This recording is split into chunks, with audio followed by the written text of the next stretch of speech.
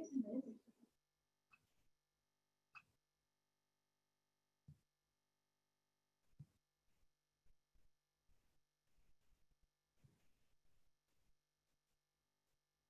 afternoon, everyone. We're just going to wait a second to allow folks to log on.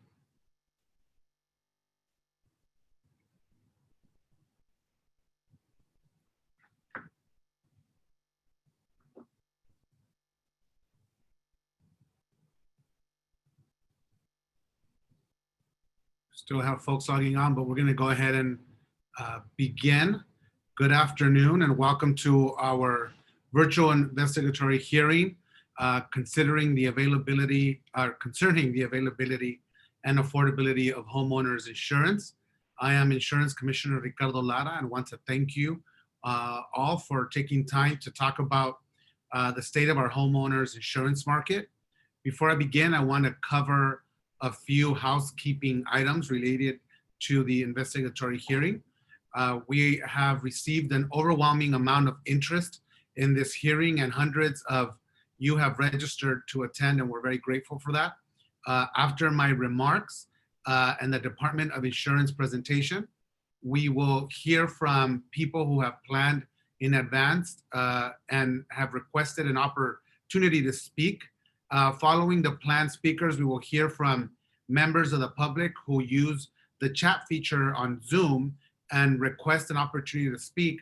Attendees who request to speak in the chat will be taken in the order in which they have made their request. We want to be able to give everybody an opportunity to speak if they would like. Because of the number of people who have requested an opportunity to speak, I want to remind everyone to please limit your oral remarks to 3 minutes in length. I know it's tough to do everything and say everything you possibly can in 3 minutes, but we're asking you to please be cordial. We want to extend the same amount of time to everyone, understanding that we have so many of you that want to express your comments and concerns. So if your remarks exceed around 5 minutes, we will need to move to the next speaker and ask you to provide any additional comments you wish to make in writing after the hearing so that we could put those in our record as well and have those for our consideration. Well, again, we greatly appreciate the interest in this issue and want to make sure we give everyone an opportunity to speak and also try to provide some structure for the hearing so that we can all have an opportunity to speak and not be here very late in the evening. This virtual hearing is being recorded and we also have translation of this hearing into Spanish and American Sign Language. Buenas tardes, soy el comisionado de seguros Ricardo Lara. Gracias por acompañarnos. Si necesita traducción, pueden escucharla al escoger el botón abajo de la derecha. Traductores están disponibles en vivo. With these housekeeping items covered, let's begin. This is the first time the Department of Insurance has held a hearing to look specifically at the impact of wildfires and the impacts they are having on Californians' availability to find and maintain insurance. I have heard from many Californians since I took office in January of 2019 in meetings that we held in over 22 counties before the pandemic and in virtual town halls since March. My view is, we really wanted to get the Department of Insurance out to your communities to talk to you, meet with you, understand firsthand what was actually going on in the communities. And so I'm very grateful to all of you who participated in our town halls throughout the state. And there is no doubt that there was interest. We've had town halls where we had 500 to 600 people expressing their concerns and their outrage, rightfully so, after being non-renewed. And we've moved into a virtual format to, of course, protect us from the pandemic. So I hope everybody's doing well and keeping safe. I have heard your nightmarish fears of losing everything that is precious to you despite your heroic efforts to protect your homes, families, and communities from these wildfires and the unfathomable frustration endured over losing your insurance anyway, even after everything you've done to protect your home. And despite all the actions that you took to reduce the risk and to stay insurable. The focus of today's hearing is on preparing you for future wildfires. Unfortunately, that is a reality that we're living in as climate change continues to drastically change our experience in California and the weather that we're experiencing with extreme heat. This is only going to continue to exacerbate. And how do we preserve and access insurance is something that we're going to continue to talk about, and is really the focus of why we're here today. But I want to say to all of you out there in our beautiful state who have witnessed your own home burn or been evacuated from an active wildfire near you or your community, you have my heartfelt sympathy and my pledge that the Department of Insurance will work hard to help you get the insurance benefits you have been paying for all these years. And we're going to continue to fight to make sure that that happens. The department staff has deployed 17 local assistance centers for our recent fires. So we are in these 17 different local assistance centers. For those of you that are not able to come to the local assistance center, my staff is available on phone at 800-927-4357 and through our online chat or email on our website at insurance.ca.gov. We are committed to assisting you with information or any explanations you might need where we can help expedite processing if possible and protect wildfire survivors from fraudulent practices. Even if you weren't evacuated, I've heard from millions of all of you across the state that live under toxic smoke for weeks, and in some areas still do today, and continue to experience this toxic air, and really limiting your ability to go outside because of the public health risk that poses. According to the latest statistics from California's Fire Protection Agency, CAL FIRE, in 2020 alone, over 8,000 fires have burned, resulting in the loss of 31 lives, damaged or destruction to over 9,000 structures, and more than 4 million acres burned. We are still surveying the damages and the losses, but these fires are yet another stark reminder that climate change is real. It is not just, I'm sorry, a second. Apologize for that, I lost my internet. And so again, through the combined efforts of California's people, our state and local government leaders, our insurance market together will and we will reduce this risk of wildfire spread and help reinvigorate our state's economy. I want to just briefly talk about what we've done since becoming insurance commissioner last year. We've taken significant steps to safeguard California residents and guide insurance companies to protect those hit hardest by California's wildfires. In December of last year, we implemented a law that I authored when I was in the California legislature, protecting wildfire victims from preventing insurance companies from not renewing policies for folks living adjacent to a declared wildfire emergency who did not suffer a total loss for 1 year, so that we can give people time to reassess, to look at their properties, make sure that they evaluate what just happened, and allow them the time to make decisions about what's best for them and their family, recognizing that the disruption that non-renewals cause in communities following the wildfires is just one more stress that Californians cannot afford. Currently, more than 1 million residential policies have been protected because of this bill today. Once again, following our latest devastating fires, I'm partnering with CAL FIRE and the Governor's Office of Emergency Services to identify the new wildfire perimeters and adjacent zip codes where residents will have, again, 1 year protection against non-renewals. Many of you are familiar with the FAIR Plan, California's insurer of last resort, which will cover you if no insurance company will. I ordered the FAIR Plan to provide homeowners with increased insurance coverage limits and options to purchase a basic property coverage each California needs, essentially to protect what is your most and largest financial safeguard, your homes. Basic property insurance should mean more than coverage for fire, lightning, or smoke. For a homeowner who has no other choice, I ordered the FAIR Plan to include a coverage against all liability as well. And rather than provide this coverage choice to those without options, the FAIR Plan is taking us to court. I will not back down from my order. I will continue to demand for the FAIR Plan, for the FAIR Plan to have a basic property insurance every resident is entitled to, and will use my authority granted by the California voters and the residents to make sure that the FAIR Plan, along with each and every single insurance company, fulfills the full letter of the law. Finally, I've sponsored legislation recently signed by our governor that addresses some of the persistent insurance company claim practices that we have seen after each of these fires. Recent wildfires have demonstrated where people, continue to fall through the cracks of their insurance policy. In Paradise, some residents were unable to move back into their homes because water mains were damaged by the heat of the fire. People had to pay out of pocket for those emergency costs to live elsewhere.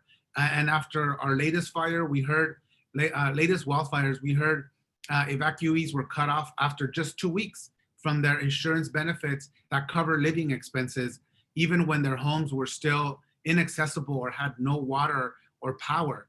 And so we sponsored legislation this year with Senator Bill Dodd of Napa to address these problems and remove other red tape for wildfire survivors.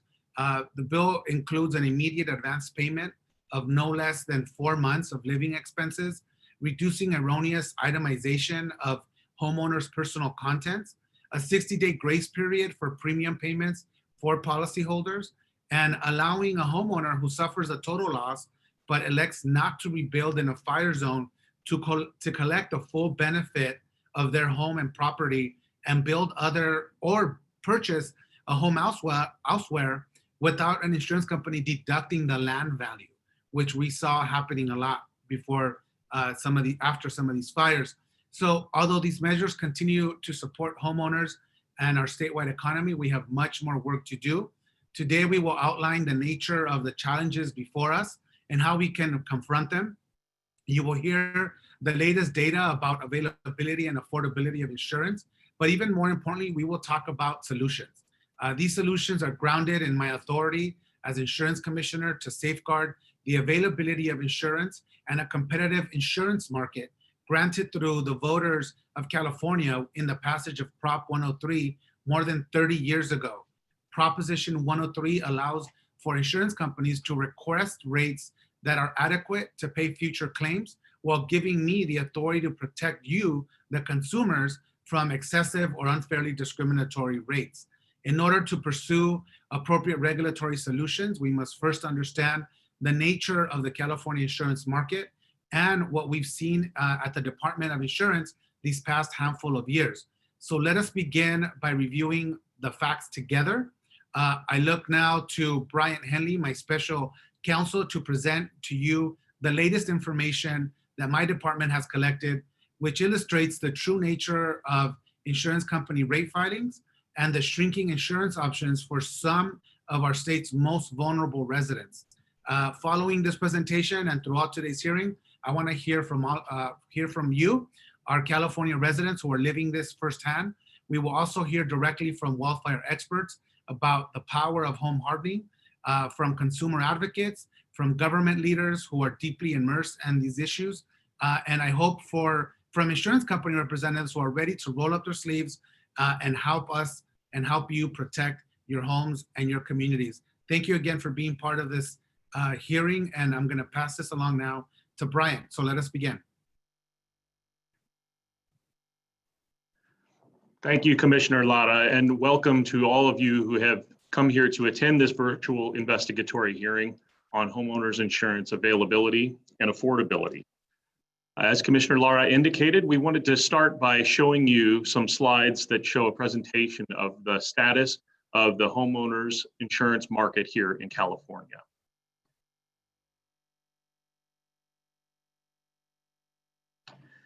As Commissioner Lara indicated, there are a number of keys to the homeowners market's prosperity. Those keys are identified here on this first slide, but again, just to reiterate, there are a number of factors which are important to ensure the sustainability of the market, including, of course, insurance sustainability, insurance affordability, insurance availability, market competition, and also the intergovernmental and public collaboration, which is necessary. Before we really get into the details here, it's important to look at the legal landscape in California. In California, in 1988, the voters enacted Proposition 103, an initiative which protects consumers and also ensures a sustainable market. Proposition 103 requires the prior approval of the insurance commissioner before insurance companies can implement homeowner, auto, and other property and casualty insurance rates. Proposition 103 also requires that rates must be enacted that are not excessive, are not inadequate, are not unfairly discriminatory, and rates cannot also violate any other aspect of Proposition 103 or California law. California's voters gave the commissioner the authority to safeguard consumers and the market. And so you see in the preamble to Proposition 103, the purposes laid out for this initiative that the voters adopted.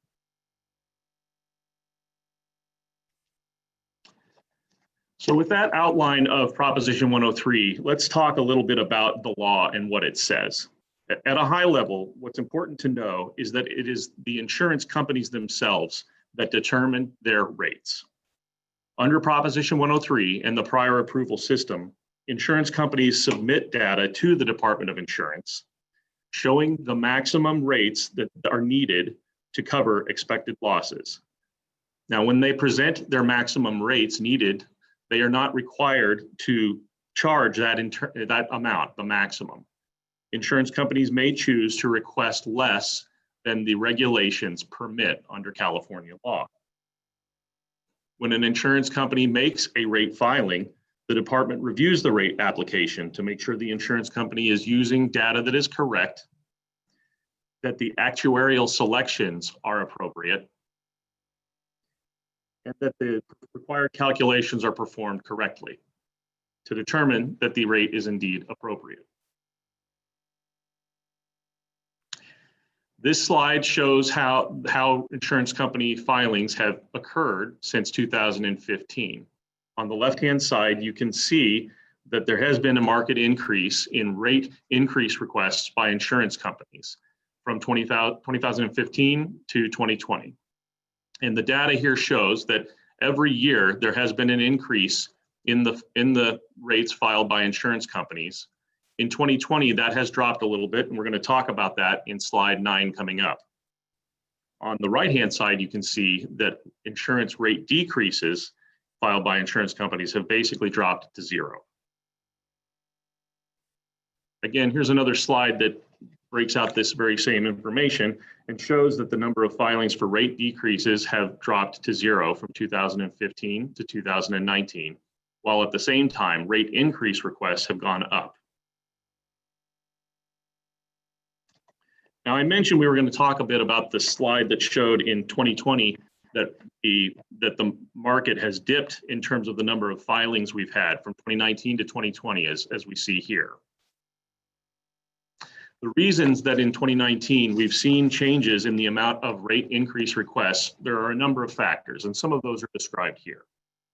One, as CAL FIRE has identified, compared to the destructive years prior to 2019, 2019 was a relatively mild fire season. Also, in 2019, due to the rate request increases that I showed you on an earlier slide, insurance companies took in more premium in 2019 than they paid in claims and had the second highest earning year since 1990. Another factor that affected how insurance rate filings were made is the fact that PG&E had reached a settlement to reimburse insurers for some of the losses from the 2017 and 2018 fires, totaling $11 billion. That offset more than 1/3 of wildfire losses in 2017 and 2018. Expected losses for the 2020 wildfire season remain to be seen, but those could lead insurance companies to request higher rates again. Another important aspect of Proposition 103 is that the public is given a role in the rate approval process. In fact, Proposition 103 makes consumer participation a central part of the prior approval process. Consumer interveners often bring attention to issues that otherwise might not have been considered, and Proposition 103 helps the department reach the best decision possible for consumers and for the insurance market. This slide gives a perspective that shows a little bit about how much time it takes for an insurer when they make a rate filing to receive approval for that filing. As I mentioned, the public has the opportunity to participate in any rate filing and make a request, and that is called intervening in a rate filing. But by the same token, not all rate filings have an intervener. And you can see here that there were 244 filings since 2017 where there was not an intervener request in the homeowner's rate filing. That resulted in an average of 160 days to approval time.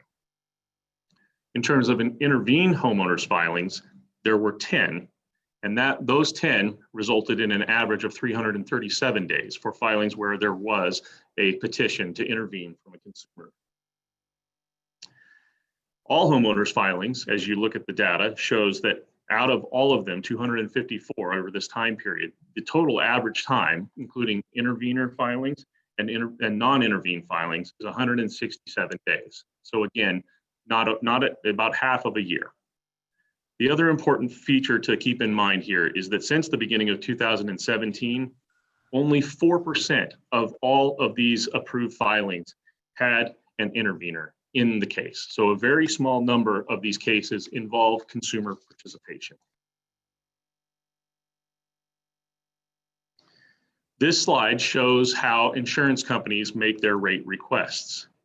As mentioned earlier, under the Proposition 103 law, consumers have a right to intervene in cases where the rate increase is greater than 7%. And as this slide shows, insurance companies are mindful of this law and consciously choose to file rates that are less than 7% in a large number of cases. On the left-hand side, you can see the count of the number of filings where the filing was for less than 7%. And on the right, you can see where filings were for more than 7%. One important thing to note here is that we have found that the amount of the percent of the rate filing does not have any correlation to the amount of time it takes to review a filing. So whether an insurer files for under 7% or seeks a filing with a rate change of, say, 20%, it doesn't change the amount of time it takes to process the filing. So there is no correlation to that fact. Some insurance companies work to game the system by filing 6.9% rate increase after 6.9% rate increase. The purpose in doing so is to avoid a public hearing, the right to a public hearing. One example here shows a company that filed 6 separate 6.9% rate increase filings over a 23-month period. The total increase requested over that 23-month period was 49.2%. But as you can see, the filings were made, 6 separate filings were made, requiring staff to process and review 6 separate filings for the company to get to the total increase that they really wanted. But they did so in an incremental fashion to avoid consumer intervention. This is another slide that will show a little bit about how insurance companies have the power and the decision to decide whether to game the system and file for rates under 6.9% or file for the rate change that they actually need to request. Since 2019, 64 insurers asked for a rate change below 7%, and over 70 companies chose to limit their increase to 6.9% in spite of a higher rate increase indication. Companies alone are able to decide whether to request rates that are higher than 7%, but many choose not to do so to game the system to avoid consumer participation. So of course, homeowners who live in a wildfire risky area will pay higher premiums. When we talk about a 6.9% rate filing, what's important to understand about that is the overall average amount of the rate change, but it does not reflect how much an individual homeowner will pay for their insurance. By way of example, in a recent rate filing where it's a request for 6.9%, the impact to a homeowner could range from a 30% reduction to one home's insurance price, and as much as an 80% increase for another home that's in a higher wildfire risk area. So it's important to understand when we talk about the overall percentage increase filed by the insurer, that each homeowner has a different experience depending upon the risk to that particular home. This slide shows some information about rate increases that were greater than 7%. The part in red shows the amount that the insurance company requested. The portion in blue shows the amount that the insurance commissioner ultimately approved. So as you can see, in not every case does the insurer get the amount of rate that they request, because in the review by the commissioner's staff, it may be determined that the amount that the insurer requested was not permitted by law. And so some of these cases where you see a differentiation between the blue and the red, those are areas where the Department of Insurance and the commissioner did not approve the full amount that was requested due to a disagreement as to what the law permitted. Overall, another important takeaway to look at here in terms of the rate filing process is to see how much that insurer's request is approved under the California rate making formula, which was adopted pursuant to Proposition 103. Since 2019, 87% of all rate changes were approved at the rate requested by the insurer. This means that in 87% of the cases, the department agreed that the mathematical formula adopted by regulation permitted the rate request that the insurer wanted. As we can see in the red sliver here, that's the small amount of money compared to the amount approved, where the commissioner and the department determined that the premium increase was not justified. So in the large majority of cases, insurers' requests are showing that the rate making formula is not an obstacle to the amount of rate the insurance company needs. This slide shows, we're now going to turn a little bit to talk about the state of the California market, the state of non-renewals in California, as well as an increase that we have seen through data we've collected in terms of the number of FAIR Plan writings. For those of you who are not familiar, the California FAIR Plan is the state's insurer of last resort. Only if a homeowner cannot get insurance in the voluntary market will a homeowner find themselves in the FAIR Plan with a policy that has much less coverage than policies offered on the voluntary market. At a high level, what we can share with you today is that there has been an increase in 2019, a 31% increase in non-renewals by insurance companies statewide, a 61% increase in zip codes with an area of moderate to very high fire risk, and a 203% increase in non-renewals in the top 10 counties with the highest exposure of homes in high to very high fire risk. Similarly, very similar figures are found in terms of the number of homeowners who are in the FAIR Plan. Statewide, we've seen a 36% increase in FAIR Plan writings. We've seen a 112% increase in zip codes where there's a moderate to very high fire risk, and a 559% increase in the top 10 counties with the highest exposure of homes in high to very high risk. These are areas where homeowners are able to only get policies in the FAIR Plan. This slide shows the Sierra Nevada foothills and the Northern California area, where they are seeing the largest FAIR Plan writings. In some cases, it's over 500%. The areas which are shown in the darker red show areas where non-renewal activity is greater and where FAIR Plan policy writings have increased. By corollary, the areas where you have a lighter color or a tan color, those are areas where you do not see a large increase in FAIR Plan policies. And so as we look at this map of California, we can see that the Sierra Nevada foothills and Northern California are the areas that have been hardest hit. Statewide, we see that insurance company non-renewals and FAIR Plan writings have increased, and that those increases have taken a very similar trend. So as you look at FAIR Plan policies in blue, they track very closely to the number of non-renewed policies in red across the state. Again, what this slide shows is that California's voluntary market has withdrawn from a lot of sectors of the California homeowners market, and therefore, because of those non-renewals, the FAIR Plan has increased the number of writings that they've taken up, because those are the only choice that the homeowner's insurance policyholder has. Now here we're going to take a look at the Sierras and parts of Northern California, especially in the areas around Tahoe and Paradise, where we've seen a very strong increase in fair plan writings. Again, like with the previous maps, you can see that the counties and regions that have a darker red color are the areas where there is a greater incidence of fair plan writings since 2015. So in the Sierra and in Northern California, the takeaway is that we've seen a 182% increase. Again, these are homeowners who have no other choice but the California Fair Plan for their insurance needs. And here is another slide to show the very strong correlation between fair plan policy writings in the same region and non-renewals. As you can see, those numbers merge at the end of the map from the red bar to the blue bar, showing that there is a high correlation between non-renewals and homeowners having to go to the fair plan. This map shows a similar theme in a different part of California. In the Southern Sierra, we see, and in the Central Sierra foothills, there's been an increase in fair plan writings. Again, it's the same principle that we've seen in other maps. The redder areas show where more homeowners have been forced to go to the fair plan.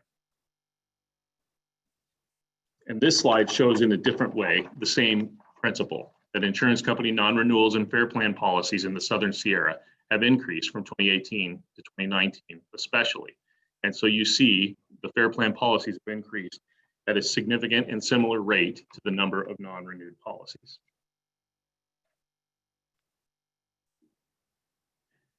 Now we're going to look in the northern greater Los Angeles area, where we do see some of the same impacts. While the slide here shows that the darker reds are not quite as dark as on some of the previous slides, such as in the Sierras, what we can see is in areas like Ventura, there is an increase in the number of fair plan policies. It's notable that Ventura is an example of an area that was affected by the Woolsey fire.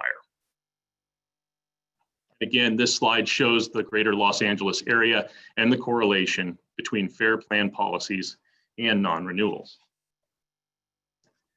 So the point to all of this is to show that there has been a reduction in writings by insurers in the state, despite the fact that insurers and insurers alone have the power to decide the rate that they need to cover these risks. One of the important themes that Commissioner Lara has emphasized, and I want to emphasize here in these slides, is that fire mitigation is a key factor for the homeowner. And homeowners and insurers, and California in general, must focus on fire mitigation to reduce the risk of home loss. This slide shows some of the mitigation that can be done around the homeowner's home in the zones 1, 2, and 3. But in addition to clearance around the property, of course, it is important to look at the home itself and home hardening techniques that can improve and avoid the risk of fire to the home. CAL FIRE recommends a number of steps to reduce the risk of wildfire damage or destruction to homes due to wildfire. And you can see some of these examples here. They're common themes we've heard in terms of vents on openings that stop embers from flowing through, because ember-driven fires are a high risk for all wildfire spread. Similarly, among the top principal concerns that CAL FIRE recommends changing is all homeowners should make sure they have a fire-rated roof to protect their home from wildfire. But that's not all that homeowners must do to harden their homes against fire.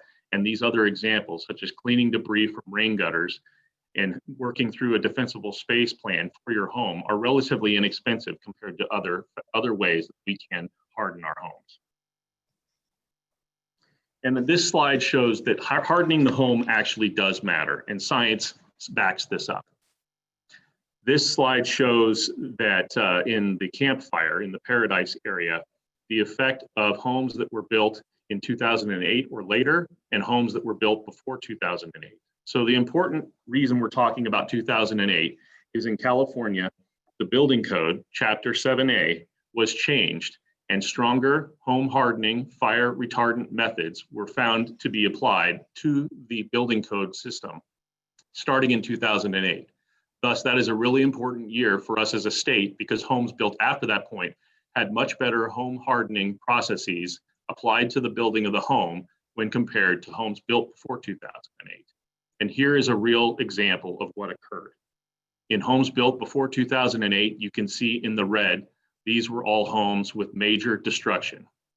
The purple shows homes that were affected with some minor amount of damage, and blue shows no damage to homes. Compare that with the homes on the left-hand side, where the home was built in 2008 or later, where you see a much larger percentage of homes right in the Camp Fire region, which were not impacted and not damaged by those wildfires.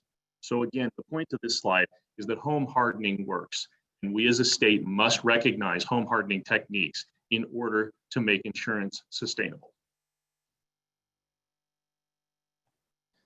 There are a number of potential mitigation challenges which we do recognize, and while home hardening has proven effective, its impacts are not currently reflected fully in insurance rates or insurance company offerings. Homeowners may, of course, be tentative about asking to take on major expenses, such as the cost to replace a roof, if an insurance company will not make any guarantee that by replacing that roof, the insurer will right that home. Consumers are going to pursue home hardening projects that provide value and are the most cost effective. Of course, by guaranteeing insurance coverage for homes that significantly reduce fires, the insurance industry has a very strong opportunity to help encourage mitigation efforts and make our state safer. Indeed, the California legislature has also taken an effort to focus on a framework for financial assistance to homeowners so that they can perform home hardening actions. Assembly Bill 38, which was passed in 2019, prioritized financial assistance for property hardening and vegetation management for certain socioeconomic groups, such as persons on fixed incomes, persons over the age of 65, areas where there was a greater vulnerability to wildfire risk, and individuals with disabilities. These groups were given opportunities or were encouraged to get opportunities for low-cost home retrofits that would be funded. Unfortunately, funding for this program was impacted by the pandemic and budget-related shortfalls due to the pandemic. But the fact remains that the legislature recognizes that we must fund home hardening in this state. It's also good to know that not all insurance companies have ignored home hardening techniques as a method to insure and protect and incentivize the home. We have examples of insurance products where there has been an offer for both passive and active fire suppression discounts. Active fire suppression refers to a methodology where a business has the contract with the homeowner to spray fire retardant chemicals on the home in the event of a fire to greatly reduce the risk of fire spreading to that home. Passive techniques of fire suppression, on the other hand, rely on the homeowner himself or herself to employ these fire retardant methods, spray these chemicals on the home in the event of a wildfire spread. And this is an example of a company that does offer discounts for homeowners who do this. Other companies provide rate discounts for those who participate in community level fire prevention, because of course, what one homeowner does to protect their home matters much more if a whole community is doing the same and working together to harden homes in the whole community. And one other example shows an insurance company that provides rate discounts based on fire line score. The takeaway here is that governments, insurance companies, and homeowners must collaborate. We must work together to improve transparency in the rate-making process so that homeowners know what actions will provide the greatest chance of insurance reduction and guaranteed coverage. Local governments have to organize community mitigation efforts. State funding, such as AB 38 and other measures, should be used to help harden homes and support those who are on fixed incomes that wish to harden their homes. And of course, insurance companies should proactively offer a discount for homeowner mitigation efforts. So we started this slide PowerPoint presentation by talking about the keys to homeowners market prosperity.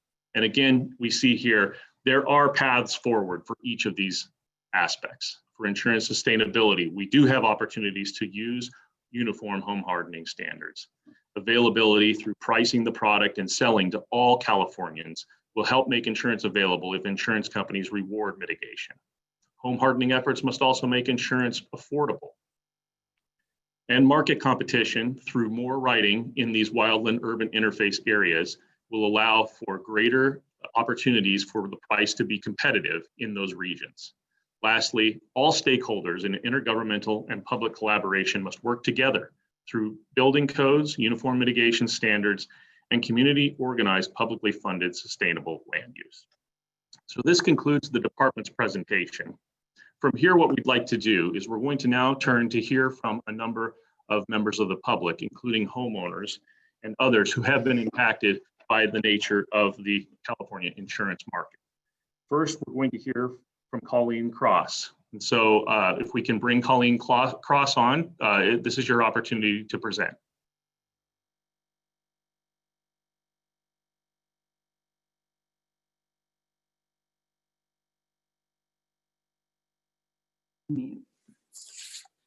Can you hear me?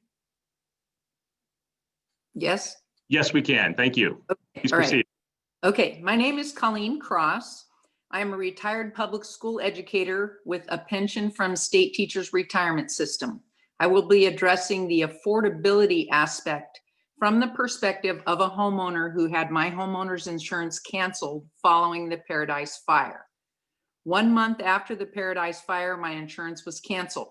I had coverage with Merced and they declared bankruptcy soon after the Paradise Fire. In early December, I received notice that I had until January 1st to secure new insurance coverage. That's not enough time.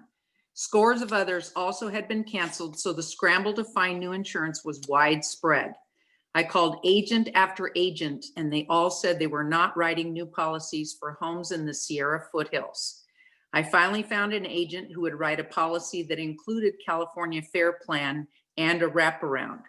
In a blink, my insurance went from $1,500 per year to over $4,800, more than triple what I was paying previously. I have a mortgage on my home, so I had no choice but to pay.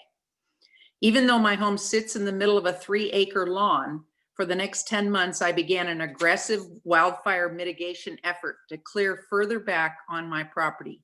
I cleared understory, removed trees, weed whacked, and spent 2 months building a bare dirt fire road around the entire perimeter of my 10-acre property.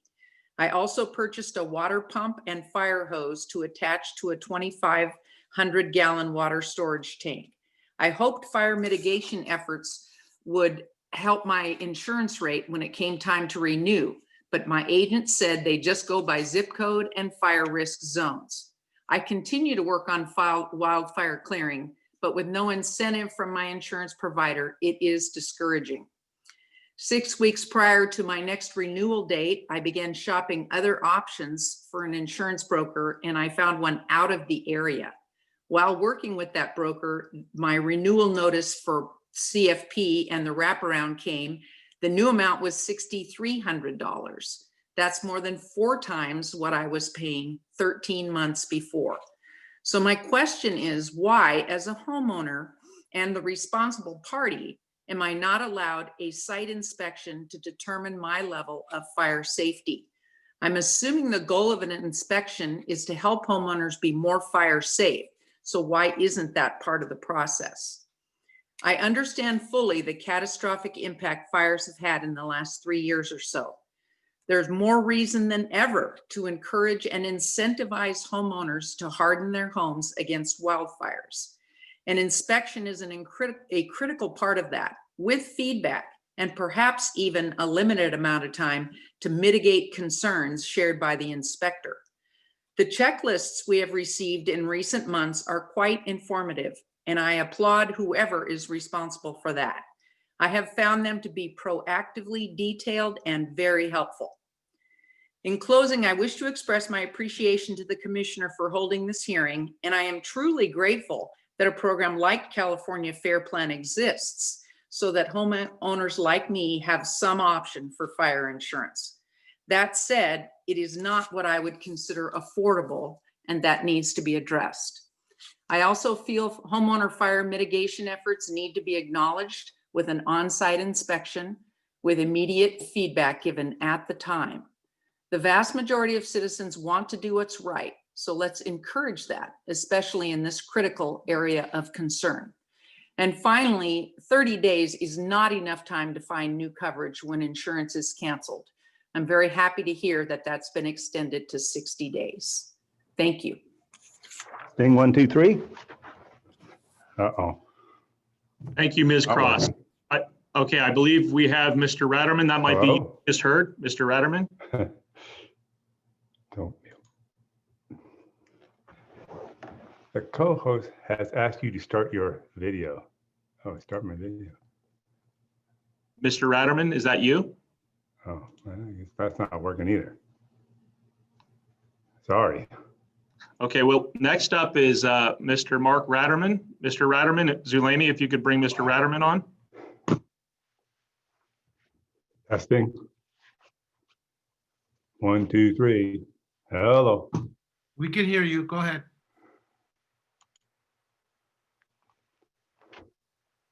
Don't have any audio. And I don't have any. Can we hear you? We can. Mr. Oh, Rat- you can hear me. Okay, thank you. We can hear you. My name is Mark Ratterman, and I have to tell you, Colleen said much of what I was going to ask. Our home is in Northern California in the foothills east of Sacramento. We have a community of about 38 acres of common area, and about 12 of us back up to that common area. That common area backs up to all state park land. 2 years ago, I received a notice from cancellation notice from Nationwide, informing me my policy would not be honored any longer. When I went to ask them about it, they said it's because we're not renewing policies in your area unless you do these fire mitigation measures. So that's what I did. I spent thousands of dollars, took out 16 trees, 40 yards or more of brush, and tons and tons of pictures later that I submitted. And yet, with almost no communication from them, a year later, they declined and said, we're not going to renew. So in that period of time, I went from going $1,800 a year or so to over $6,000 a year now for my insurance. That's, I guess, like Colleen said, I'm fortunate, I guess, to even have some insurance. That was a real wake up for me. And now that I've done a lot of fireproofing around the home, this summer our community invested over $100,000 in fire mitigation, limiting tons and tons of ladder fuels in the common area, and another 50,000 by homeowners doing the same that back up to this common area. My big question is, with all these fire mitigation measures we've done, my home is now clear 500 feet back of ladder fuels. But doing all these fire mitigation measures, good for us to have that protection.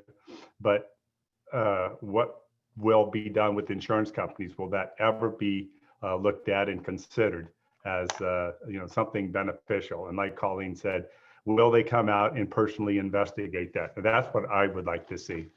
And other than that, I'll go ahead and give up my time. I appreciate you letting me have this time to speak. Thank you. Thank you very much, Mr. Ratterman. Next up, we'll hear from Jim Webster from Wildfire Partners.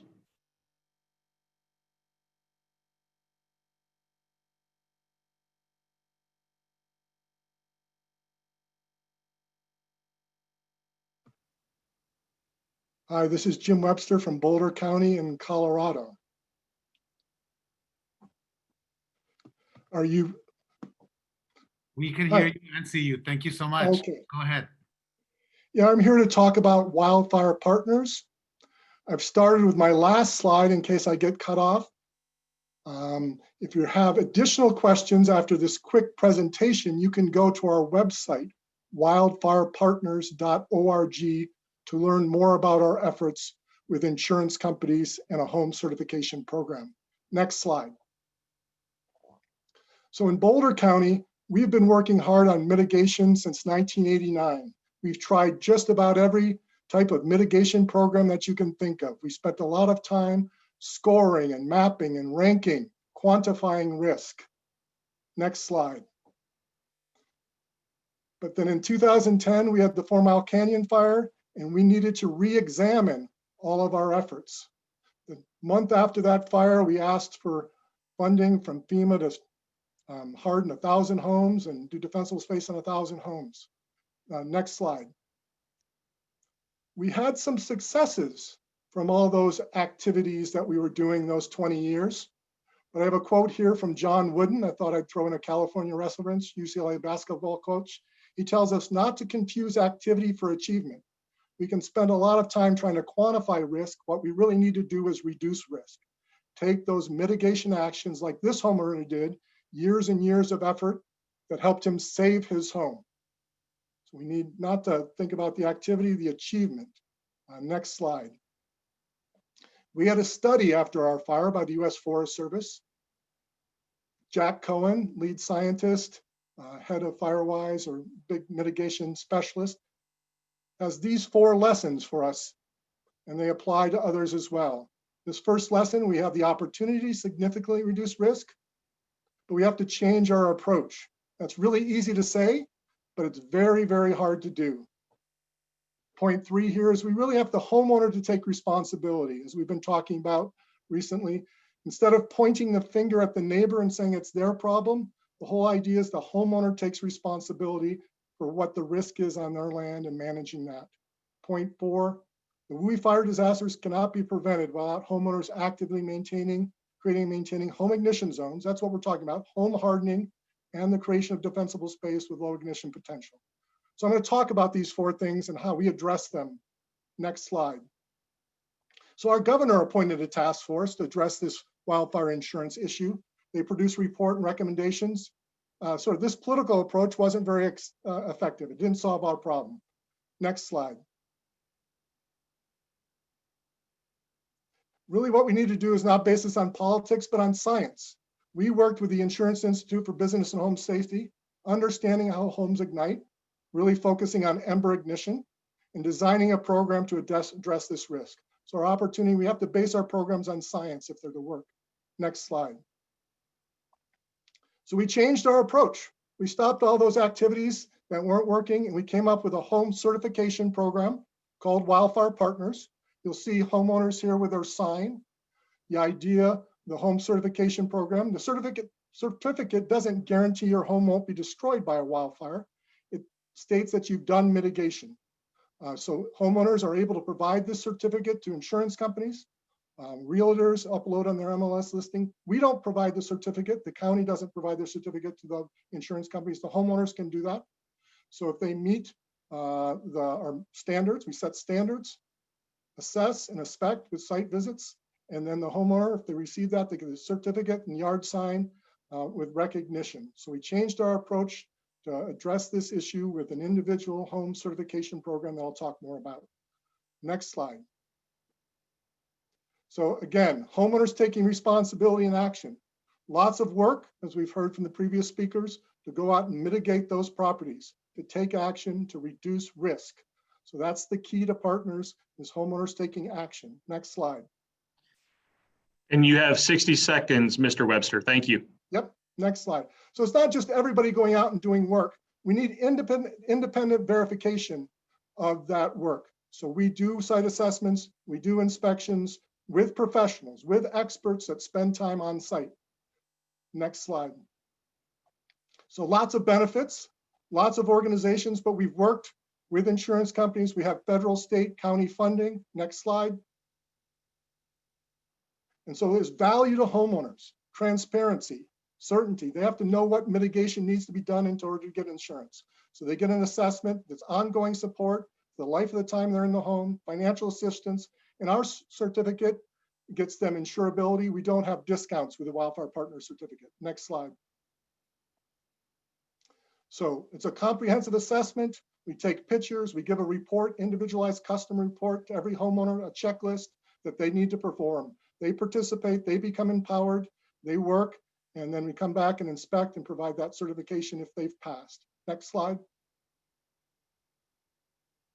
So lots of benefits, not just for the homeowner, but for the insurance partners. We get effective risk reduction. We work with IBHS on the science. We screen the applicants. They don't pay, so we provide that service. Those agents hand their clients over to our program, and we perform the mitigation with them and verify that. Next slide. So it's not easy, It's hard work. It's not free. There's some expenses involved. We mentioned some of the mitigation measures, earlier speakers. Here's an example of got some grant funding, but the homeowner contributes in terms of cash and a lot of sweat equity. We also have government support for the technical assistance. So that gives you some idea of some of the programs. I've got some additional slides here, but limited time, but visit our website to learn more. It's a successful partnership because we've worked in collaboration with insurance companies. Together, we've designed the program. Together, we support each other to provide benefits to homeowners and the community. So again, a very complex program with lots and lots of information. I've given a very high level overview here, but visit the website. And we've been talking with California and participants around your state about this program for the last 7 years. We launched it, we designed it in 2013. We launched in 2014. So lots of lessons, lots of experience. We can reduce risk and we can get that risk reduction recognized, and working together in partnership is what the key is. And that's what Wildfire Partners, as the name implies. Let's do this in partnership together. Thank you, Jim. This is Commissioner Lara. Really appreciate your presentation and what we can get done here in California. Thank you. Thank you, Mr. Webster. Next up, we have Kevin Taylor. So if we could bring Kevin Taylor in to present.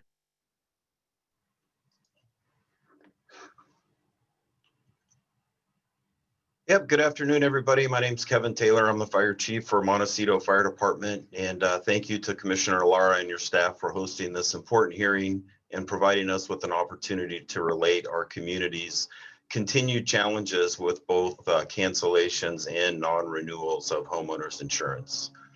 As many of you know, our community here in Montecito became the face of the fire flood cycle following the 2017 Thomas Fire and the 1/9 debris flow. Because our community is so well hardened, we lost only 7 homes and 7 accessory structures during the Thomas Fire, but unfortunately hundreds of homes and 23 community members were lost to the 1/9 debris flow. As our resilient community continues to recover from these 2 events, we're finding that non-renewal of homeowners insurance has become one of our biggest challenges. And this is despite the incredible amount of fuel reduction and home hardening that is done in our community. So as you can guess, the majority of Montecito is located in a very high fire severity zone. And as a result, both our fire department and our community invest heavily in wildfire prevention. Our fire department spends more than $300,000 a year on fuel reduction and mitigation programs, and our community members harden their homes, like you saw in the previous slide, to make them more fire resistant. Unfortunately, it doesn't appear that these wildfire preparations, both those done by the individuals and on a community-wide initiative, are even considered by the insurers. It's our hope that at some point in the not too distant future that the great work done by a community to make it fire safe will weigh more heavily in the insurer's decision whether to write policies. We look forward to continued collaboration with all of our partners on this important project and are grateful for the time and opportunity to comment. Thank you. Thank you, Mr. Taylor. Next up, we have Candy Thompson. If we could bring Candy on the line, please. Hi, can you hear me? Yes, we can. Thank you. Great. Let me jump back to my notes here really quick. Let's see. Thank you so much for asking me to speak today. My name is Candy Thompson, and I'm a California real estate broker in the small foothill community of Amador County. In my opinion, there's a couple of things at play here. The most important, I believe, is that these wildfires, in my opinion, could have been prevented. Unfortunately, the forest and wildfire areas have not been properly maintained the way they should be by doing annual clearing. And while I know it's been proposed that these fires are due to global warming, I personally don't think global warming would target California alone. So I feel like it's crucial that the proper maintenance happens annually to the wildfire areas in our state. Number 2, in our community of Amador County, after the Large Butte Fire and the Paradise Fire, the homeowners in our upcountry area, I just was kicked out of my screen. Hold on one second. The homeowners in our upcountry areas of the county, which are now considered high risk or wildfire areas, were having their insurance drop left and right. They were having to go with the California Fair Plan, and their insurance was being increased between 3 to 5%. The problem is that the upcountry area of our county is a lower income area. While it's a beautiful area, the home prices are lower, the cost of living is lower. People that move up country are doing so for a reason. And our community is made up in large of a retirement community where many homeowners are living on fixed incomes. In 2019, when the commissioner came to our county for a town hall meeting, there were currently 200 homes in the upcountry area for sale. That had never happened before. The problem, the homeowners couldn't afford the new insurance rates, and they couldn't sell their homes because the buyers couldn't afford the policies. And as a result, the home prices dropped significantly. So this is and will have a long-term effect on the housing market in our area. Listings were increasing dramatically, values receding due to an oversupply of homes on the market, along with the lack of qualified buyers because of the increased insurance premiums. And I don't believe that's only happening in our area. I think that's going to happen in any major wildfire area. 2 days prior to the commissioner coming to our county for the town hall meeting, I had a borrower who was approved for a home purchase and ready to close escrow until we received the insurance policy premium back, which was 4 times that of a regular policy. She was forced into the California Fair Plan, which only covers fire damage and not other perils, which lenders require. So a single mom of 4 kids was required to get 2 policies at a cost of $3,400 a year, or it was $283 more a month. This increased her debt ratio above the lending guidelines, thus forcing her to cancel the home purchase. For every $50 in an increased monthly insurance policy, decreases a borrower's purchase power by $10,000. I am 44, was born and raised in Amador County. There's never been a fire in my lifetime like the Butte Fire or the Paradise Fire, perhaps before fires of 2020. And while I understand the risk that insurance companies take, I'd like to know the combined total amount that insurance companies have received in premiums over the last 44 years compared to the loss statewide in the last 44 years. From the consumer standpoint, I believe there's an obvious risk in insurance, and many years you win and some you lose. But with all due respect, I believe we paid for these losses already. For example, we weren't given discounts when the insurance companies were doing really well, but we've been increased when they had a couple of years they took a loss. And now it's greatly affecting the real estate industry for both buyers and sellers, which, as mentioned before, will greatly affect the economy, all the economy. Just this morning, I have borrowers in escrow for a home in Sutter Creek, which is not in the Pioneer Pine Grove wildfire area. The lender called me to ask if this couple, who are first-time home buyers, knew that their insurance premiums were going to be over $5,000 a year. So this isn't ending. It's still present in our communities today. The state has to take better care of our wildfire area as a whole. We have to make sure that the proper maintenance is not just recommended, but essential to ensure that the insurance companies can stay in business. The homeowners are not passed down the exceptional costs due to the losses to the insurance companies, and that the people of our state can afford to buy and sell their properties in these areas that are deemed wildfire areas. As we all know, when the real estate market is affected, everyone is affected. Thank you very much for having me on today. Thank you, Ms. Thompson, very much for your comments. So next up, we will have Mike Schwartz. Mr. Schwartz. I guess I'm on. Yeah, hey, how are you? Doing great. We can hear you fine. Please proceed. Oh, I will. Let me start by introducing myself. My name is Mike Schwartz. I'm the fire chief for North Tahoe Fire, Meeks Bay Fire, and Alpine Meadows community. And I think I have a story that's maybe a little bit on the better side. I think we're actually starting to see a little flattening of the curve, and I don't mean COVID. I'm talking about our insurability. So stepping back, 2007, the basin had the Angora fire. 254 homes were lost during that fire. And subsequent, a bi-state multi-county Blue Ribbon Commission was established.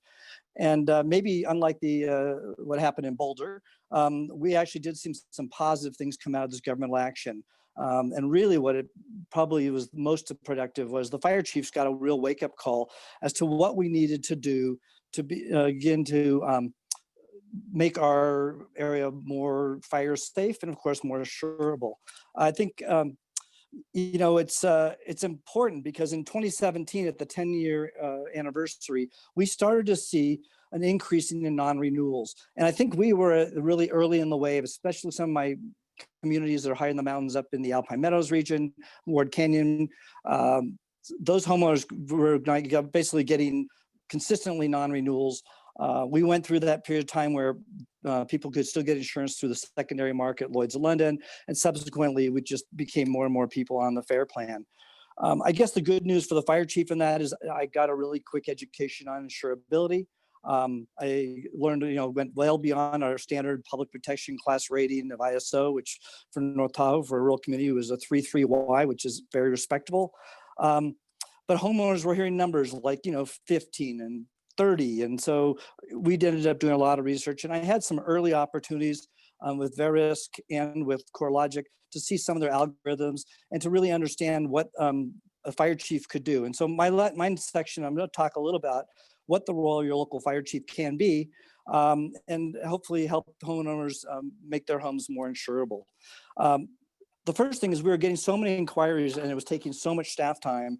We actually created a very in-depth insurance information page on everything I'm going to cover. So it's ntfire.net insurance FAQs. I'll put that in the chat when I get off here. The role of local fire chief, well, oftentimes we're the first point of contact. Homeowner gets a phone call, says, hey, my insurance company, brand X, refuses to issue a new policy. What do I do now? What can I do? Or actually, a lot of times, as chief, what are you going to do for me? We take those things and we try to use our knowledge. Now, what we are starting to see is we've become more educated. We provide this information, and we are starting to see some of the insurance companies taking into consideration some of the community mitigation efforts that you've heard discussed from the various speakers already. But the role of the fire chief is probably for him and his staff to really understand those algorithms, because there are things you can change and there's things you can't change. It's very hard to change your slope and your egress. Obviously, we've talked a lot about already home hardening and the defensible space work. But I think the key thing here in this discussion is it's not just about insurance. The nice thing about this particular topic is we're all on the same page. Remember, at the end of the day, that insurability is a reflection of risk, and risk relates exactly to hazards, and hazards can be modified. And a lot of times the fire department, the Department of Emergency Services can work on those things to reduce that risk. So we can play a key role. So some of the things that North Tahoe Fire and the Date Basin community as a whole, the Tahoe Forest and Fuels team, defensible space inspections. So since Angora, there's been over 45,000 defensible space inspections completed in the basin. Just since 17 to 20, North Tahoe Fire has put over 6,000 of those into the shared database.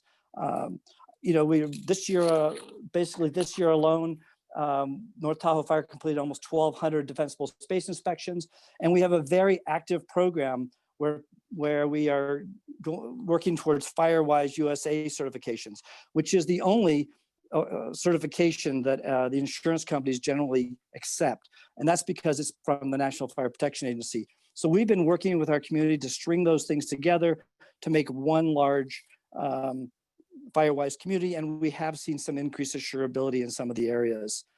Other things that I think are key besides the defensible space inspections, we do fuels treatments in wildland urban interface zones. We have a very active forest fuels treatment program, including thinning of all the area that we consider in the threat zone, and the immediate defense zone now has had initial treatment.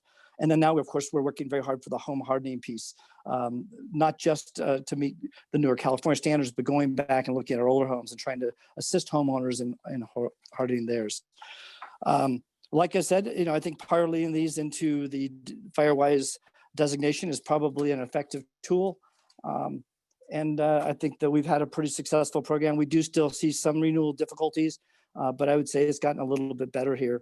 We're not getting quite the number of calls that we did. And we do have, obviously, as the map showed, we have a number of people still using the FAIR plan, but we are starting to get more access to primary and secondary insurance markets. So thank you very much. I want to thank Commissioner Lara and thank him for his wildfire insurability bill, and all of those things together with all the work for everybody on here today has helped. And I want to let all the homeowners out. I think there's there's more insurability down the road, and it's going to take a little while for the pendulum to swing back. If you have any questions, feel free to contact North Tahoe Fire. Thank you. Thank you so much, Mr. Schwartz. Next up, we have Susan Fromer. If we could bring Ms. Fromer on the line, please. Okay, I hope you hear me. We can hear you just fine. Thank you. Sure. Okay. Climate chaos is challenging the entire United States, not just California. Floods, hurricanes, tornadoes, polar express storms, drought, extreme heat waves, and large fires are becoming more common. Insurance has become more difficult to obtain or impossible due to increasing costs for many. Since we cannot immediately change those climate conditions, it falls to communities and individuals to take steps to mitigate those conditions. In my community, we have had an active fire safe council since its incorporation in 1997. We provide brush collection and chipping sites for homeowners who are doing their vegetation management, educational programs, and literature. We work closely with CAL FIRE on vegetation management and received the designation as a FireWise community in July of this year. And yet our residents are frequently receiving non-renewal notices despite our efforts, and many have been forced into the California Fire Plan as a last resort at greatly increased cost.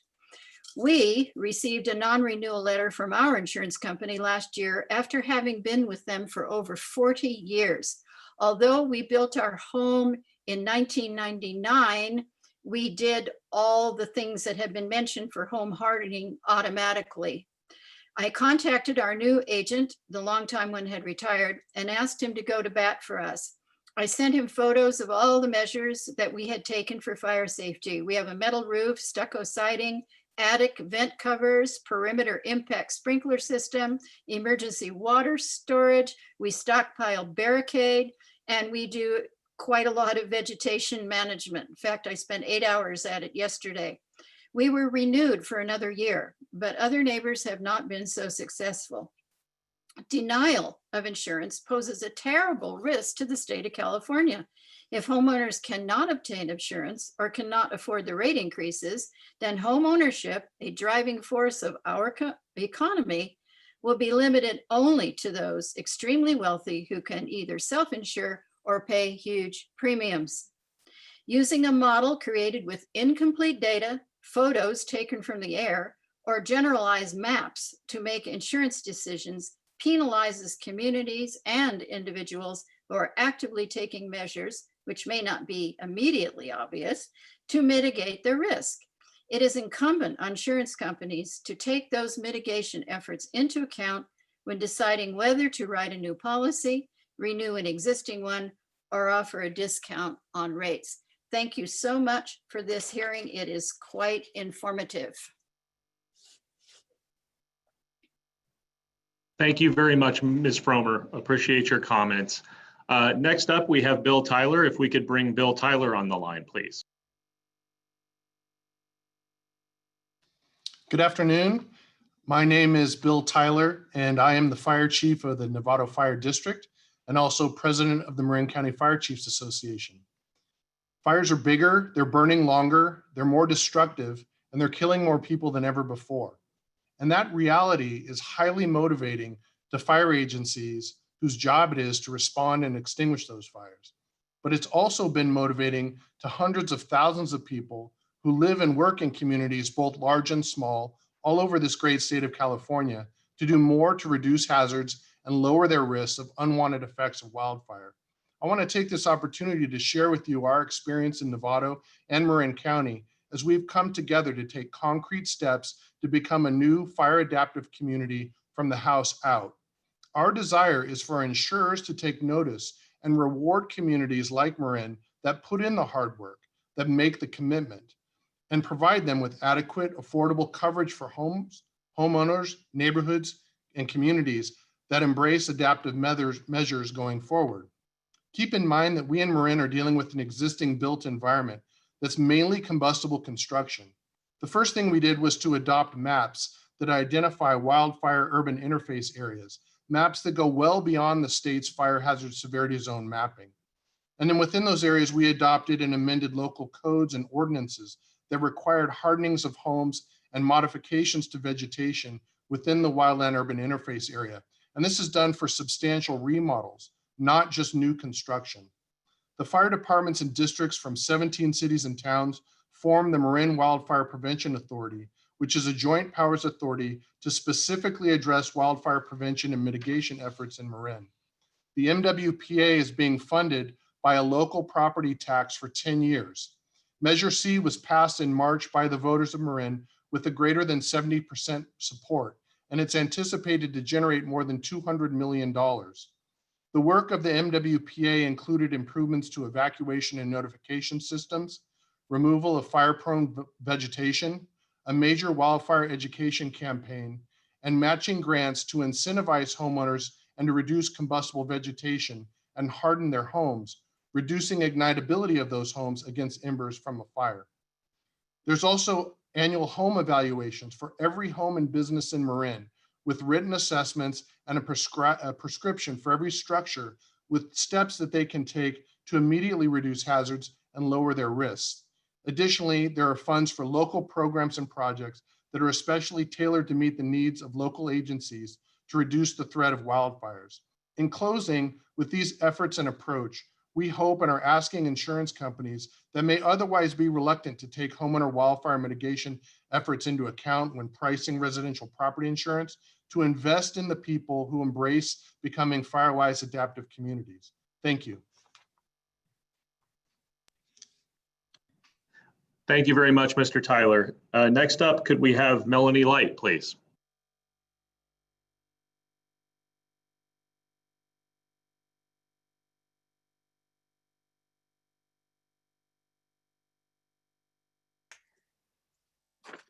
Good afternoon, everyone. Am I live? You are live. Thank you, Ms. Light. Please proceed. Thank you very much. And thank you so much for having this hearing. I'm trying to find my thing, so my video will start. Here we go. There we go. Well, thank you. Thank you so much for inviting me to share my experience of learning to live with wildfires. In real life, I appraise fine art, but I'm speaking here in my capacity as the chair of the Orinda Firewise Council, which is now a network of about 20 Firewise groups. When my neighbors and I viewed a vivid computer simulation of a wildfire taking out our town in about an hour, we were stunned. Then fire hazard maps of our very high and high fire hazard rate ranking showed these damning red and orange blots on our homes. We became woke to wildfires. That was about 1.5 years ago. So research shows that homes catch fire during extreme wildfires within 100 feet around any given home, but most of the destruction occurs after the wildfire has ceased intense burning because the embers are carried to the homes and they catch on fuels there. And it's highly likely that no one is going to be there to put out that fire because everyone has been evacuated or they're on the front lines of the wildfire. So the only solution is to make the entire community wildfire resistant. We're on it. Over 24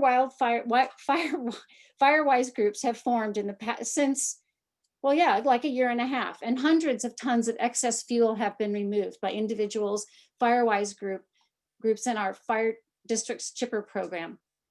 And it's actually been really inspiring to see how this movement has brought neighbors out to help each other by clearing elders' homes or starting GoFundMe campaigns. But that's not enough.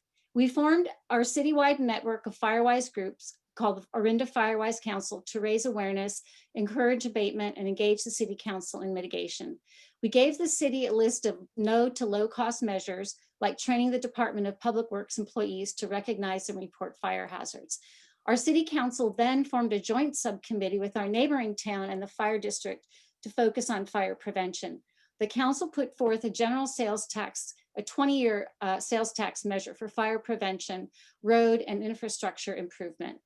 Then we reached out to bring awareness to Assembly Member Rebecca Bauer-Can and Senator Steve Glazer, who both live in an extreme fire hazard zone in our town of Orinda. We are contacting agencies like Caltrans and EBMA too to make sure that they are on top of mitigation on their land. And our fire district uses cutting edge tools to monitor fires with drones and cameras and sensors. They have aggressively sought funding to create fire breaks around the town in the areas that the computer model generated. And they've tightened up our fire code, and they are enforcing it with inspections and citations. We are now discussing if and how we can use our own little catastrophe model that I mentioned earlier to help us clear out biomass in the most efficient and cost-effective way. Specifically, we're wondering if a small grove of eucalyptus trees in a pocket park would be safer if they were cut down at considerable expense, or if it wouldn't even matter to a wildfire. So we must acknowledge that, so we're doing a lot, but we have to acknowledge that the residents, insurance companies, and the state are in an interdependent relationship. If people can't insure their homes, then we're all locked in a downward economic spiral. And this is happening all around the globe because of climate change. We're frightened now that 16,000 individuals in our area might get canceled when the moratorium is lifted, despite all of this hard work that I just described. How can our town be assessed accurately for risk, and how can we be rewarded for our work? Already I've heard of all kinds of stories of extreme premium rates being hiked up. We don't have cancellations this year, but people were canceled last year. We love the consumer protections that you've put into place for us over at the Insurance Commission. But we need to look really deeply at how others have approached this problem too, and use all the tools we can. Having personally learned how powerful CAT modeling can be, it seems that insurance companies in the state should not just look at fire hazard maps or fire line, but use the CAT models too, and giving credit to mitigated places and encouraging others to do abatement. There should be incentive programs to create a positive feedback loop. The state has amazing programs to support solar energy and electric cars. How about a wildfire mitigation program like a credit for replacing a shake roof with a fire resistant one? I believe in our collective creativity and our capacity to find new solutions to seemingly intractable problems. We can do this. Thank you so much for your time. Thank you very much, Ms. Light. And next up, we should have Walter White. We want to make sure Mr. White is on the line. Do we have Walter White?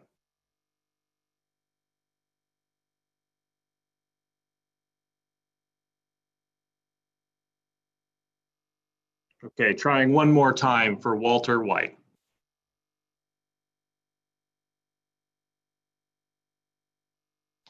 Mr. White, it appears you're not present on the webinar. If you're having technical difficulties or are joining us telephonically, please contact us using the chat feature or email cdiregulations@insurance.ca.gov.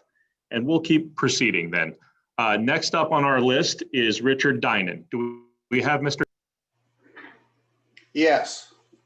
I'm here, and I want to thank Commissioner Lara for scheduling this hearing yet again to address the issues regarding availability and expense of homeowners insurance. By way of context, I'm a 20-year resident in the Southern California San Bernardino mountain communities. My comments that follow are distilled from conversations with other mountain residents, insurance, real estate agents, businesses, and agencies. There's been widespread mountain communities, fire lines, non-renewals, and fewer or no voluntary market options for coverage, at least until the commissioner's non-renewal moratorium went into effect. And of course, now we're facing another round of those. Those customers who were non-renewed wound up in the California FAIR Plan by and large. The use of a fire score for rating and underwriting is problematic. It's a calculated value for the property comprising slope, fuel, and access, and it uses differing data sources of unknown validity. The use of scoring is a black box determination created by a sole insurance company vendor. There's no transparency for the insured customer to make an assessment of the validity of the formula, the currency of the data, or the consistency of the application to other properties. And certainly no method of appeal for a fire line score exists to the best of our knowledge. There's been significant premium increases for lesser insurance coverage. Lower income property owners are most impacted by non-renewals, reduced coverage, and premium increases. Renters will see, and in fact have seen, rent hikes due to property owners' increased expenses. Some lenders are finding that the CFP coverage is inadequate for their requirements. And housing resales have been impacted, according to reports by local realtors, of buyers backing out, escrows delayed, and buyers becoming ineligible. It's also created a significant disincentive for investment buyers.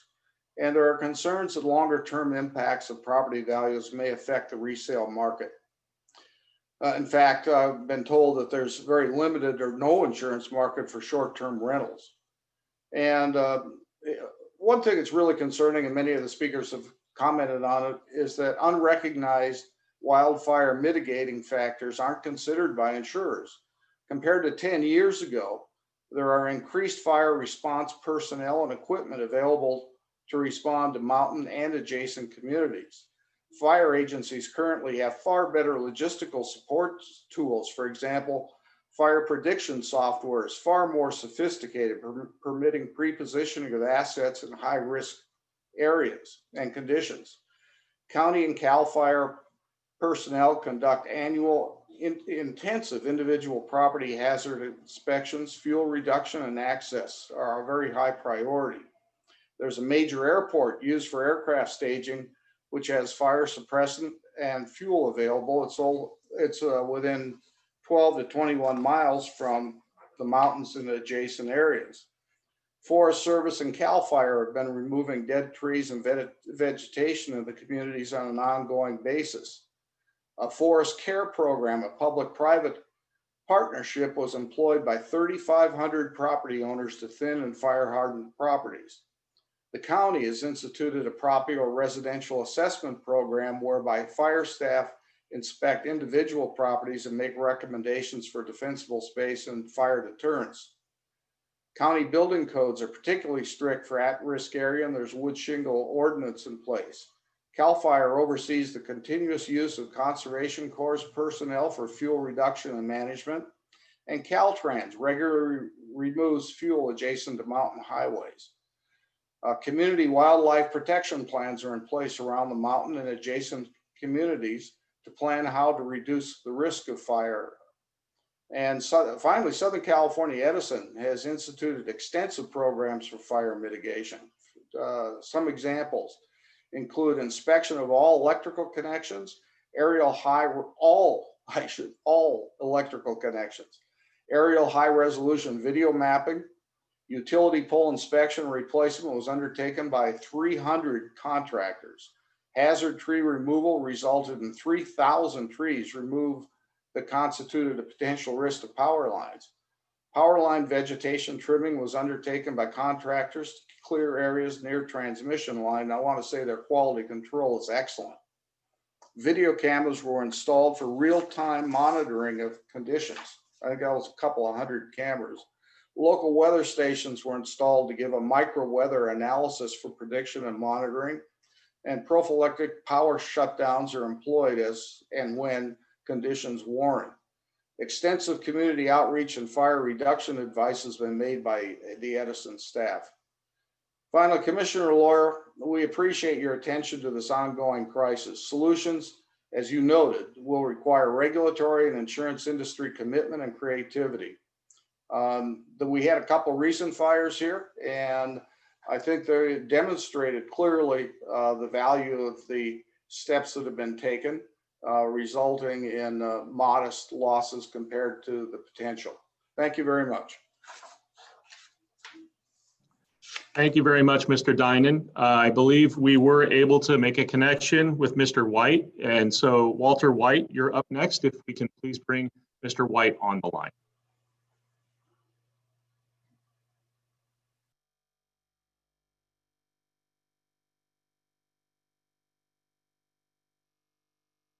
Okay, let's try one more time for Mr. White, which I understand he may show up as Metro Division 9 or Metro DIV 9.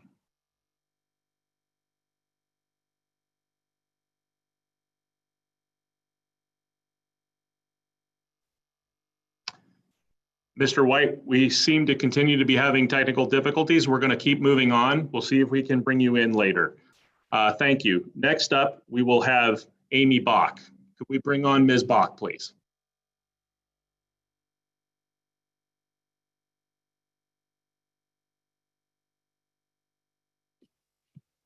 Hi, can you guys hear me all right? Yes, we can. Thank you. And I'll go ahead and start your slides. Excellent. Thank you so much.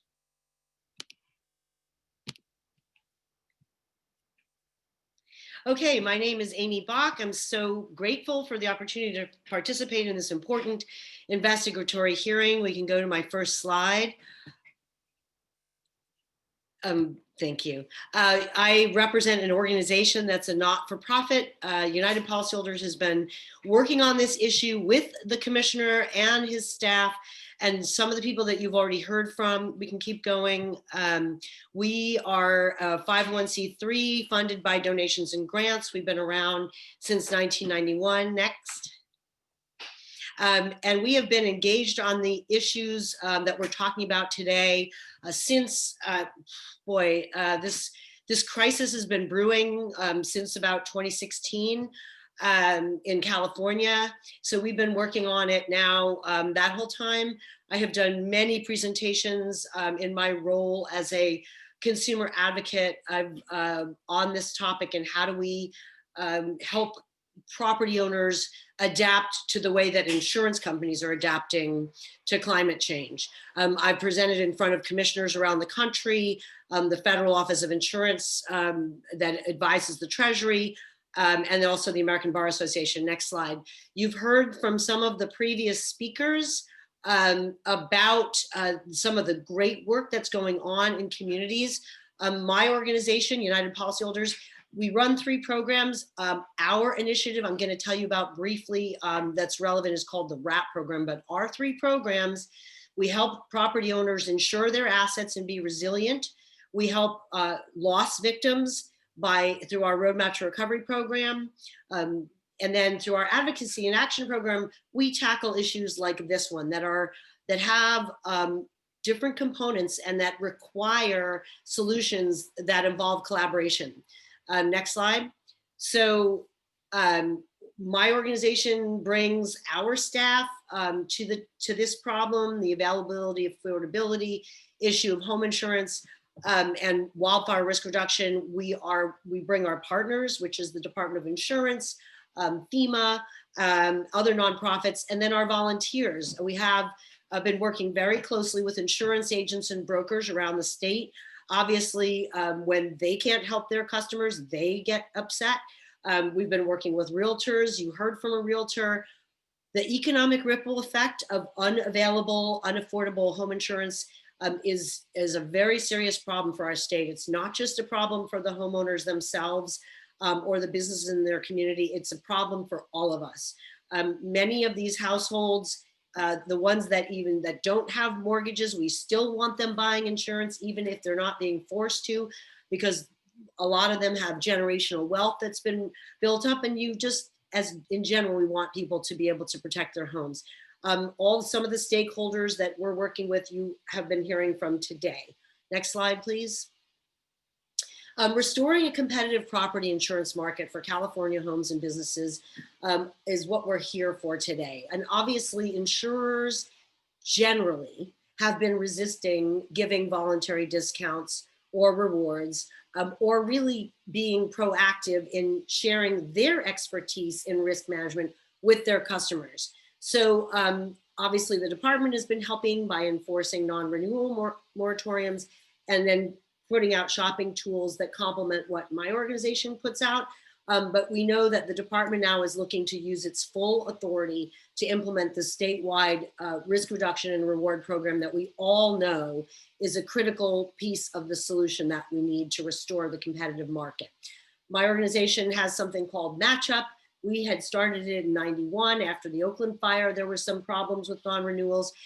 We had to revive it recently. And now that is a way, again, of just helping people find the possible options that are still there in the voluntary market before they go to the fair plan. We need insurers to partner, not just punish their customers.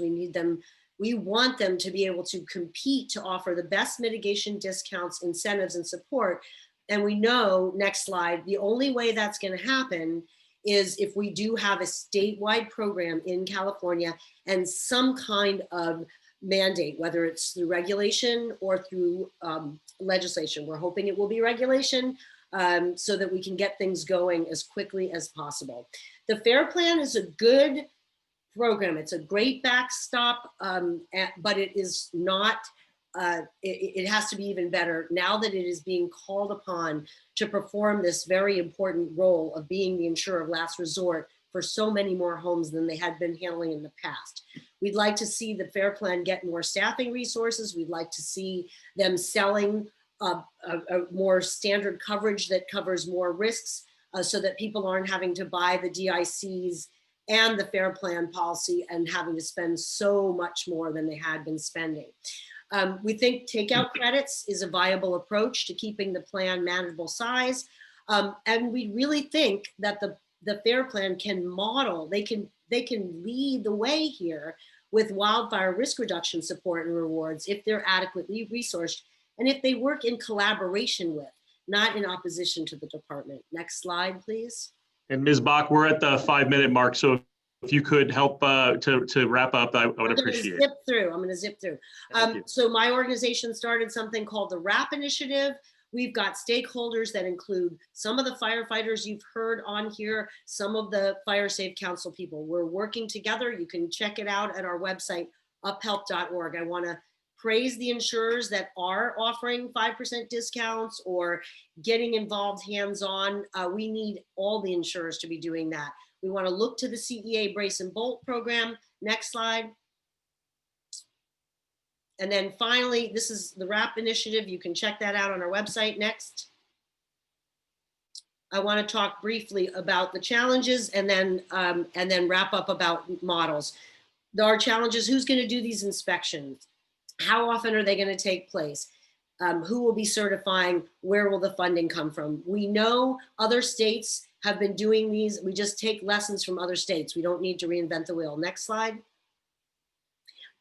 This is just an example of how LEED green buildings are certified. Next slide.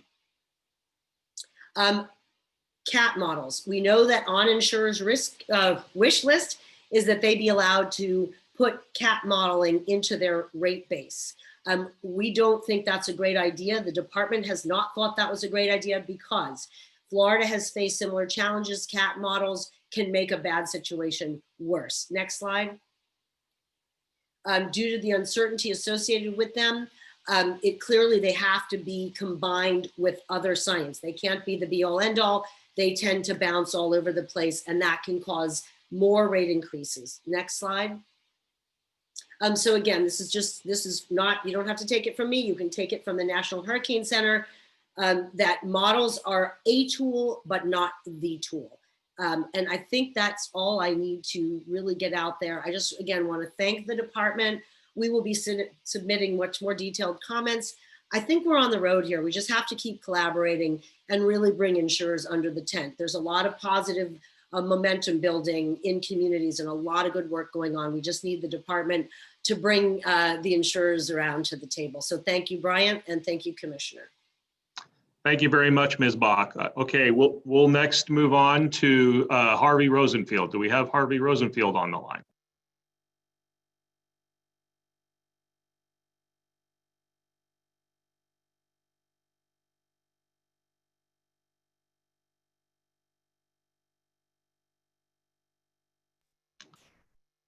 Checking again for Harvey Rosenfield. Do we have Harvey Rosenfield on the line? I'm here, Bryant. Can you hear me? Yes, I can. Okay, can you see me? Yes, now we can. Okay, good. All right, thank you. Sorry for that glitch. My name is Harvey Rosenfield. I'm the author of Proposition 103, the grassroots-backed insurance reform law. On behalf of Consumer Watchdog, which is the nonprofit organization that has defended and enforced 103 for the last 3 decades, I want to thank the commissioner for convening this investigation into homeowners insurance. Let's be clear about what's happening in California and the West. We're paying the price now for decades of inexcusable inaction on climate change from federal and state governments to the private sector, including especially the insurance industry. But the crisis that we're here to discuss today is an economic crisis, and it's been caused by the insurance companies.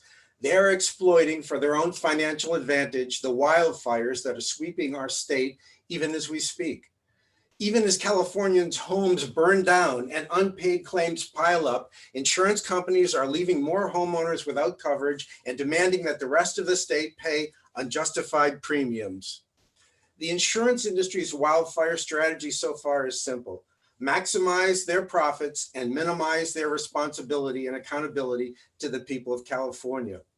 This is what the insurance industry has done always after any disaster. And it's why, after the insurance industry destabilized the economy in California in the 1980s, California voters took matters into their own hands and passed Prop 103. Commissioner, Prop 103 gives you the powerful tools you need to address in a scientific and objective manner the most critical problems in the marketplace today.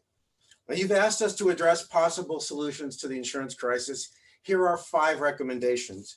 First of all, require all insurance companies to reward safety. We strongly support requiring insurance companies to lower the premiums of policyholders who harden their homes against wildfire. As so many speakers today have confirmed, this system works. Prop 103 incentivizes people to drive safely by giving discounts to good drivers. We need the same kind of discounts to incentivize homeowners to make their homes safer. And as commissioner, you have the authority under 103 to require them. Number 2, investigate selective and arbitrary non-renewals of homeowner policies and insurers' decisions to redline entirely certain neighborhoods. That's a form of redlining that denies needed insurance without justification. Also, consider whether insurance companies should be required to serve all Californians as a condition of doing any business in this state. Third, determine whether a transparent public catastrophe model based on scientifically validated and non-biased algorithms would provide an accurate means of projecting losses from catastrophic events, and if so, how it would be created and maintained. Number 4, monitor claims handling abuses. Require public disclosure on a month-to-month basis by each insurance company of their claims handling, reserves, and other statistics so we understand clearly what's happening in the market, in the field. Commissioner, another benefit of this hearing is that it's marshaled objective data to dispel many of the myths that the insurance industry has advanced as its solution to the crisis. According to the industry, the consumer protections of Proposition 103 are what's caused the crisis. That's like blaming a firefighter for putting out a fire. First, we know the insurance companies aren't broke. Their own data shows they only paid out 62 cents in claims for every dollar they took in between 2000 and 2019. They were entitled to a cash infusion of $11 billion for wildfire-related claim reimbursements from PG&E for 2017 and 2018. The company's own loss projections for those years fall by 1/3 if you take those payments into account.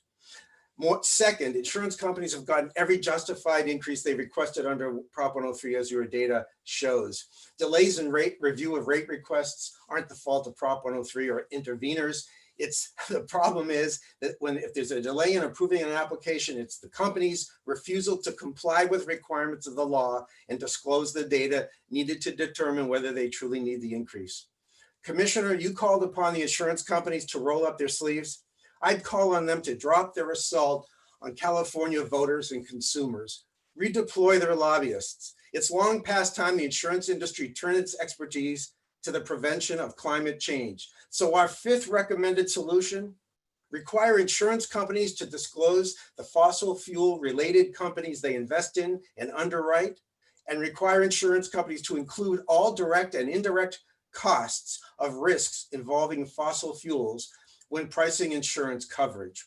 It's not too late for the insurance industry to become part of the solution rather than the problem itself. Thank you very much. Thank you for your comments, Mr. Rosenfield. Next up, we will have Doug Heller. Do we have Doug Heller on the line?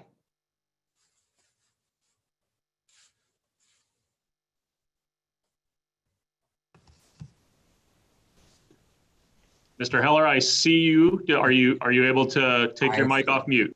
I think I have. Yeah, hold on a moment here. All right. Am I coming through now? Yes, you are. Let me get your presentation up. Thank you. And while you're pulling that up, I'll just introduce myself. I'm Doug Heller here for Consumer Federation of America and the Consumer Fed Education Foundation. And in written testimony, we'll provide more detailed comments on how to ensure that consumers see the savings and access to coverage and renewals that they earn when they and their communities invest in strategies to protect homes from wildfire outbreaks. We will also address the problem with the black box cat models and detail why letting insurance companies pass unregulated reinsurance costs onto homeowners would not only raise premiums even higher, but would not alter the availability landscape and even could make it worse. Finally, we'll discuss in our written testimony why the insurance industry's effort to limit the usefulness of the FAIR plan is both disingenuous and wrong-headed. But right now, I would like to focus on a single inaccurate claim made by some in the insurance industry over the last several months about the industry's profitability in California, and particularly how this inaccuracy has been used to argue that the way to address homeowners insurance availability is to loosen insurance company oversight and weaken consumer protections in order to make California more attractive to those companies. It would be a troubling use of leverage even if it were accurate. But as you will see, the argument about unprofitability is not borne out by the data. Next slide, please. The data I use come from the industry's own reporting to the NAIC and public financial reports. Unlike some industries that sink or swim depending upon quarterly profits, insurance lines that cover catastrophic events like wildfires or hurricanes have a much longer assessment period. That's why the companies get catastrophe adjustments loaded into their premiums based on 20 to 30-year timeframes. Next slide, please. As you can see, over the past near quarter century, the return on net worth for homeowners insurance companies in California has been about 3 percentage points higher than the national average. As a note, this does not include data showing how the low losses and high profitability of 2019 might alter this calculation. But if you look to the far right of the screen, those long blue lines are the severe fire years of 2017 and 18, in which the insurers reported huge losses. But even when including those tough years in which the insurers reported these significant losses, the average profit in California is still better than the nation. Now, this is partly because of those low cat years you can see in the blue lines from 2004 to 06, as well as 09 to 2012, when companies pocketed so much of that catastrophe load premium. But it is also because of the good work the department has done to ensure that companies charge appropriate rates and were able to receive the rate increases when they needed them. But what's missing from this chart is that those long blue lines for 2017 and 2018 represent the losses the companies initially faced, but it doesn't include what happened to their finances this summer. So if you go to the next slide, please. This summer, as part of the massive settlement with PG&E, which was responsible for so much of those wildfire losses, the insurance companies began getting repaid for a lot of their claim payments. When you incorporate these reimbursements, which are called subrogation, when you incorporate that into the profitability chart, you can see that the blue lines from 2017 and 18 are much smaller now. And both the average return on net worth nationally and in California over the past 2+ decades goes up. In other words, once we incorporate the billions of dollars that PG&E reimbursed for these fires, over the long haul, insurers actually see a return in California that is double the average income they see around the nation. Next slide, please, my final slide. Finally, I want to look at a more narrow measure of profitability in the homeowners insurance market, just to home in on the issue. This data includes only the losses paid on homeowners claims, the taxes the insurance companies paid, and the investment income insurers earn on our consumer premiums. And it only looks at the past 10 years, because I've heard both on radio shows and seen in the news media, as well as heard in the Capitol, the insurance industry say that the wildfires of 2017 and 18 decimated all their gains of the prior decade. But again, once you account for the subrogation checks that PG&E started writing this summer, that argument falls apart. And even on this narrow assessment of profit, insurers have done better in California than the rest of the country. The arguments that we heard from insurers earlier this year, before the PG&E reimbursements started showing up on their books, was kind of a cynical attempt to cry poverty by an industry that has made billions off of California residents over the years. So as we consider ways to address these issues, we should not be eliminating California consumer protections in order to increase the industry's already above average profits. So we will put the rest of our thoughts, especially the proactive changes that could be developed, into our written comments. And for now, I just want to end by thanking Commissioner Lara and department staff for organizing this hearing and for all the work that you're doing to improve availability and affordability for California homeowners. Thank you very much, Mr. Heller. We appreciate your comments. Next up, we're going to try, we think third time might be the charm. Do we have Walter White? I think we might have finally fixed our technical difficulties. Is Walter White available? Hi, this is Walt. Can you hear me? Yes, I can. Thank you, Mr. White. Please proceed. Yeah, sorry about the confusion. First, I would also like to thank Commissioner Lara just for his time and attention to this very significant issue. He's been very available, opening his office to us and even coming up to Amador County and listening to stakeholders up there. The most devastating fire that we've had in Amador County in recent history was the Butte Fire. And that was 5 years ago, where it consumed 70,000 acres and affected Amador and Calaveras counties. 475 structures were destroyed and 2 people were killed. But I can honestly say that the homeowner non-renewals have almost been more devastating to the residents of Amador County than from an economic perspective, than the fire itself. So what's changed since that fire? Well, we have Code Red, a mass notification system, and we have cameras for early detection, and we send a more rapid and a weighted response to fires. So the community is safer, but it's still not safe.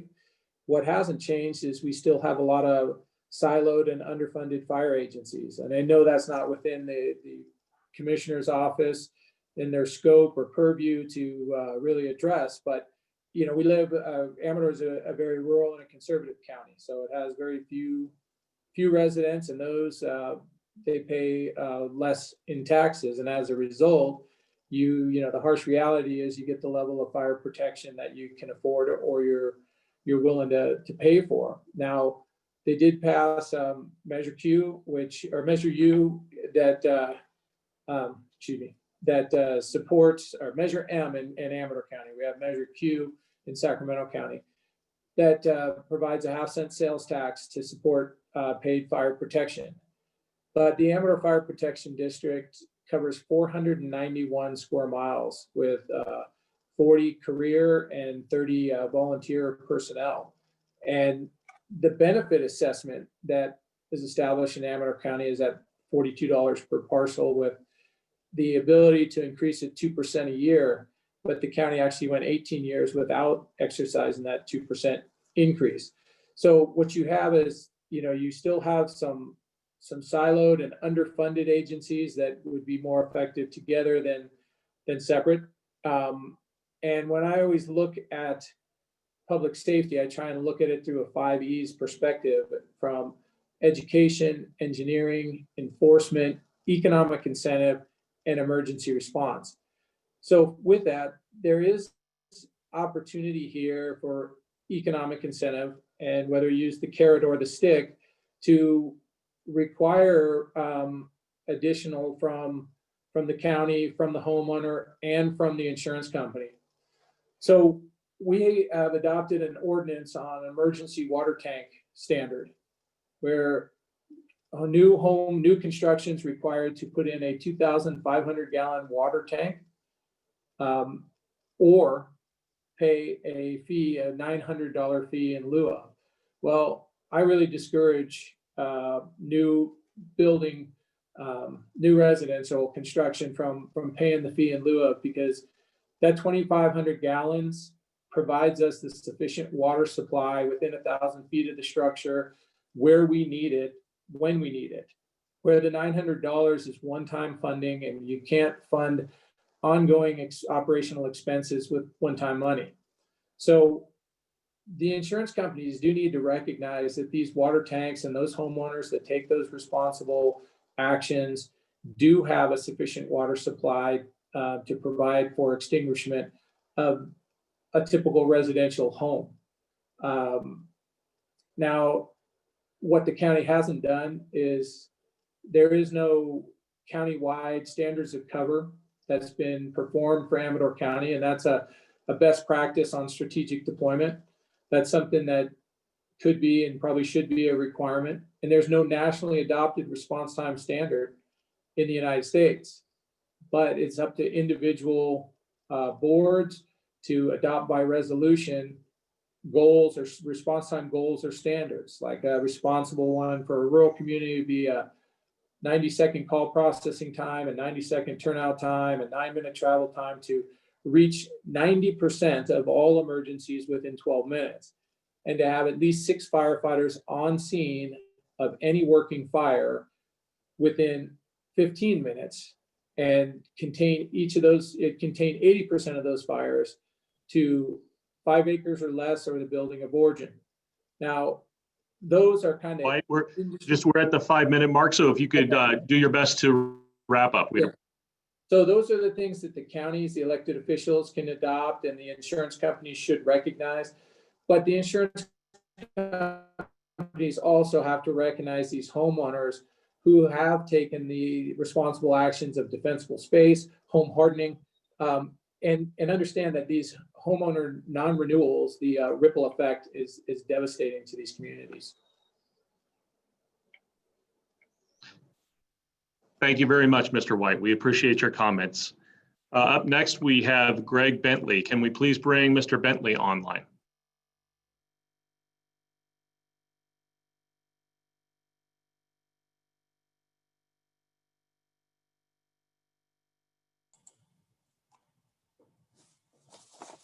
Good afternoon. Can you hear me? Yes, we can, Mr. Bentley. Please proceed. Thank you. Good afternoon. My name is Greg Bentley with Bentley and Moore in Newport Beach. I'm a past president of the Consumer Attorneys of California. I too would like to thank Commissioner Lara for holding these hearings. I want to address the systemic problem of underinsurance coverage when homeowners lose their homes in a wildfire. Our office is currently handling many insurance claims on behalf of many insureds who lost their homes in the 2017 Tubbs wildfire and realized they don't have sufficient insurance coverage to rebuild their homes. They are underinsured. I've been litigating the underinsurance issue for many years, dating back to the 2003 Cedar wildfires in San Diego. Sadly, and all too often, we get calls from homeowners who have lost their homes and come to find out they are woefully underinsured. It's a double whammy. Unfortunately, the vast majority of California homeowners don't have adequate insurance, and most people don't know this. Underinsurance refers to the, quote, protection gap, end of quote, policyholders experience in the event of a disaster, the difference between insured value and actual replacement value. The underinsurance issue in homeowners policies is estimated to be in the multi-billion-dollar range and impacts as many as 80% of homeowners. What is the cause of the issue? Well, from my experience in litigating these matters and in speaking with insureds up and down the state, it's the cost estimator software used by insurance companies to recommend coverage limits, which is the prime driver of the grossly inadequate coverage limits that most people have. The software allows a shortcut calculation rather than a detailed analysis, with insurers encouraging use of the shortcut, which saves time and money for the carrier. The shortcut calculation essentially only requires an agent to input the address, the year built, total furnished square footage, and a quality grade for the property or specific rooms. Insurers don't recalculate the replacement cost and the adequate coverage limits annually for fear of losing existing clients during the renewal process. Carriers may add a small amount for inflation on renewal, but this doesn't come close to keeping up with the increase in construction labor and material costs. Data sets are generally taken from a claim data. For example, the price of a nail is as low as the carrier can get it, which results in price stagnation on estimates. The software requires time and expertise to accurately detail all construction components, yet insurers rely on the the homeowner to answer a few simple questions during a very short phone call to get the estimate. Not nearly enough detail is inputted into or evaluated by the estimating software to get a true estimate of replacement cost. And then agents and brokers are disincentivized to actually visit homes to prepare estimates because it too is cost prohibitive. And to do so, they rely, and without doing so, they rely solely on the software. And the vast majority of homeowners merely follow the agent's recommended coverages based upon the software generated prices, which were determined by a low-cost, low-ball estimate. For insurers, it's my opinion, they want the estimates and the estimators to underinsure properties, as it lets them capture more market share by selling nominally full coverage that is actually inadequate.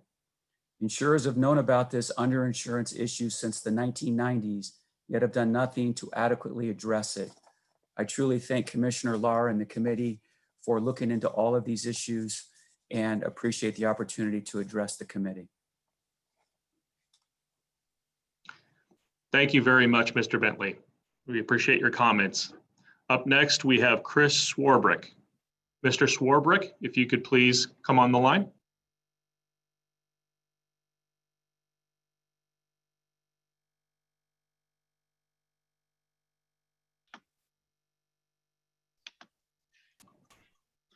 Can you hear me? Yes, we can. Please proceed, Mr. Swarbrick. Great, thank you. I'd like to that I have personally worked with. Just a little background, I'm a fire captain paramedic with the Sacramento Fire Department. I've been there 20 years.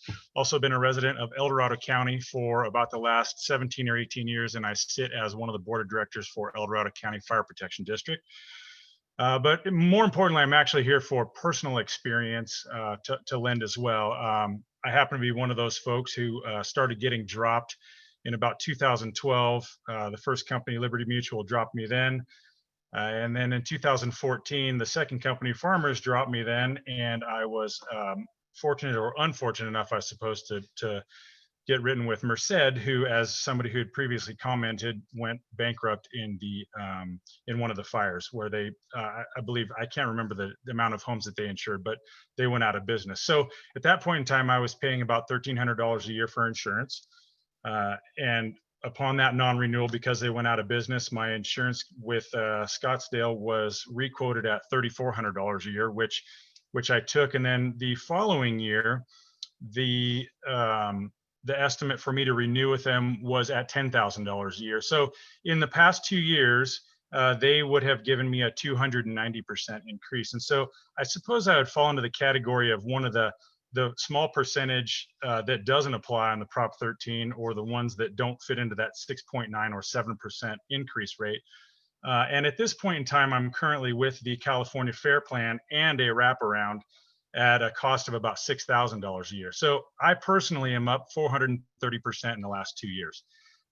Interestingly enough, today in the mail, I received a notice of non-renewal from Aegis, who is my wraparound policy. So I'm actually guessing that the moratorium on cancellations doesn't apply to wraparound policies. So I'm guessing that if that's the case, we're going to start seeing that as well. Recently, the board of directors at my request sent a letter to the governor and to Commissioner Lara, and much appreciate the response on that, just detailing the difficulties that we have in El Dorado County.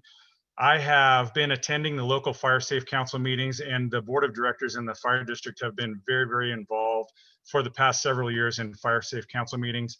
And I have personally seen folks that are coming to the meetings at the fire safe councils and to our board of directors meetings with renewals in the range of $20,000 a year. And this is, folks, this is for a house that is a 3-bedroom, 2-bath on an acre or two. And realistically,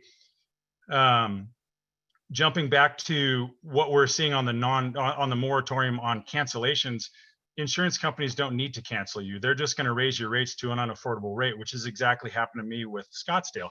I can't personally afford an insurance policy of $10,000 a year plus a wraparound. I'm a single income household with a wife and 3 kids.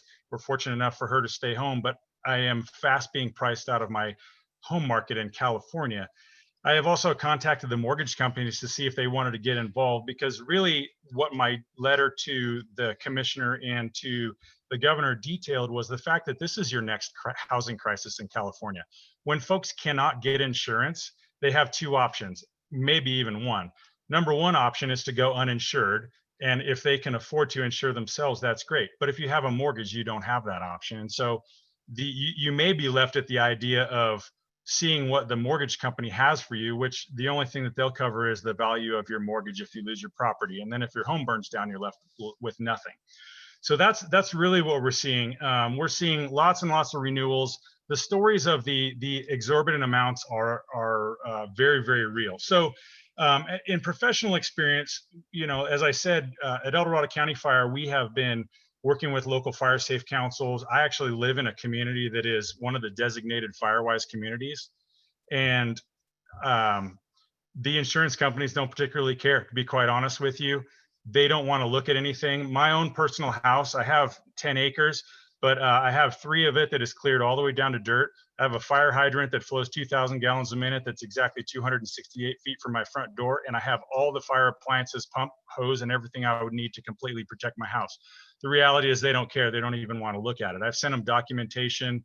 They're unwilling to look at home hardening. And believe me, I'm a fan of home hardening, but when you can't get an insurance company out to look at it, it actually doesn't matter. At least in the aspect of getting a discount or somebody writing a policy for you, because the reality is they don't want to insure you. We have had several folks, again, as I said, bring in their insurance quotes, and I've seen this at our board meetings, of $15,000 to $20,000 a year for a normal 3 and 2 residential structure. And many people are going without insurance. So in the other Swarbrick, if you could, we're at the 5-minute mark, so I appreciate it if you could wrap up your comments as best you can. Absolutely. Quick little wrap up. Both in personal relationships, my insurance agent has recently had her last 4 quotes leave the state. They have decided that they can't afford to live here anymore, so they're taking their tax dollars and they're leaving. Her last one came back at a rate of $23,000, and the backup quote from the fair plan was $10,000. So they decided they wanted to leave and go to Idaho. I won't formulate an opinion on whether climate change is the factor or not, but what I can tell you is, having a good friend who runs a forestry business, they left California because the reality is that the restrictions on forestry have left us in a position of where our fuels not been mitigated. And whether we want to acknowledge that that's climate change or whatever, the reality is that the fires have been burning in California for hundreds of years. And they're either going to burn, or we are going to put them out, or we're going to manage our forests. And those are the 3 options we're left up to. Just lastly, I wanted to finish up with some recommendations and suggestions. We, number one, need to work on educating the public on Prop 103 and what our rights are. We need to require insurance companies to perform the inspections. Otherwise, they don't know how we've taken care of our houses. I would also suggest, and I appreciate the gentleman that spoke earlier on requiring them to write for all. And I would suggest that insurance companies make more on auto policies than they are on home policies, and we can require them to do both. And also for them to require to take into account mitigations. I thank you for your time, and I thank you for convening the panel today. Thank you very much for your comments, Mr. Swarbrick. So up next, we have Anna Buck. If we could bring Anna Buck on the line. Hi, good afternoon. Can you hear me? We can. Please proceed, Ms. Buck. Thank you for the opportunity to comment at today's hearing. Our members are on the front lines of this issue. By the way, my name is Anna Buck, and I'm with the California Association of Realtors. Our members serve as a conduit between homeowners and lenders and insurers. Home insurance is becoming cost prohibitive for many Californians. I'd like to point out today that every increase of $1,000 from the median home price in California results in over 10,000 fewer households being able to purchase a median priced home in the state. That $1,000 can easily be the result of increased home insurance premiums that put a home out of reach for a family. It will come as a surprise to no one on this call that a recent CAR member survey found that 34% of our surveyed members had potential buyers decide not to purchase a property because they had difficulty obtaining affordable home insurance. Many wildfire-prone counties are seeing extremely high reliance on the FAIR Plan. For example, our members are reporting to us that 75 to 80% of Tuolumne County is now on the FAIR Plan.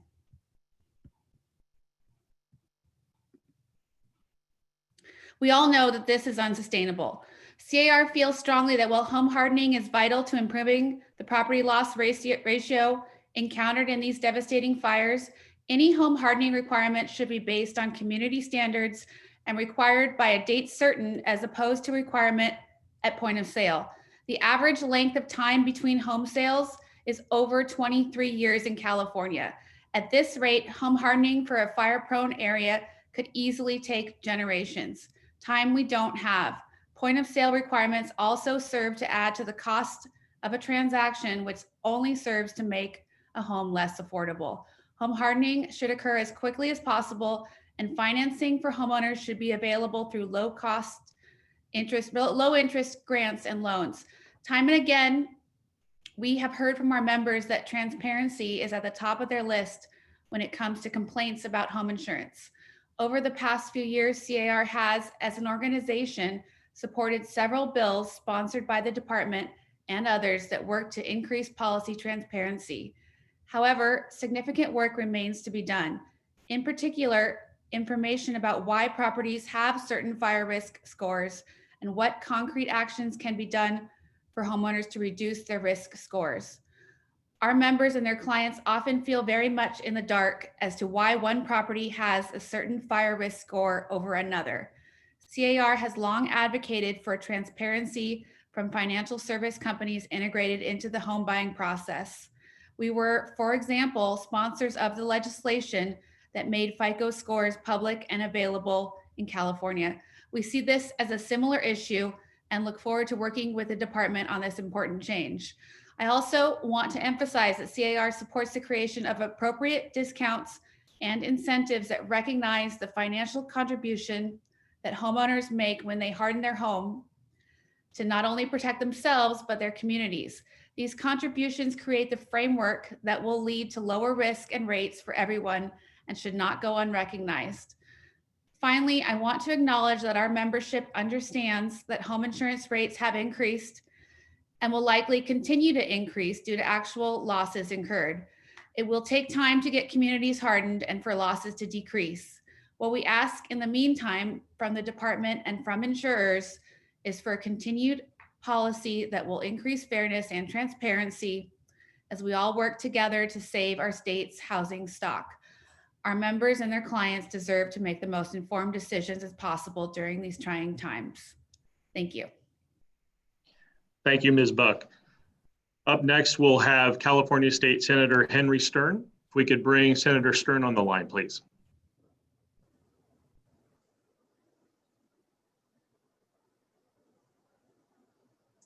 Am I on the line? Is my audio here? Yes, you are, Senator. Please proceed. Thank you so much. I want to thank, first of all, Commissioner Lara for not just for holding this hearing today, but for being there for us. We've been through several fires in the district I represent, the 27th district, which is Ventura County and LA County areas.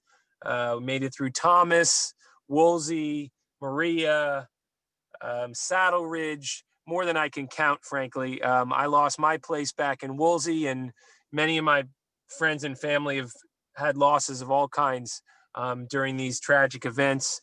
I'm hoping today is the kickoff to a process that reveals a little more transparency into the back end of what is actually going into our insurance rates. I would urge and request that the moratorium continue, but I know that there is pressure on the financial sustainability of the current moratorium. So if we're going to start seeing a wave of non-renewals and cancellations and a further reliance on the FAIR Plan, we're really going to need some kind of tools out here in the wildland-urban interface to be able to harden our homes and harden our communities with something to show for it.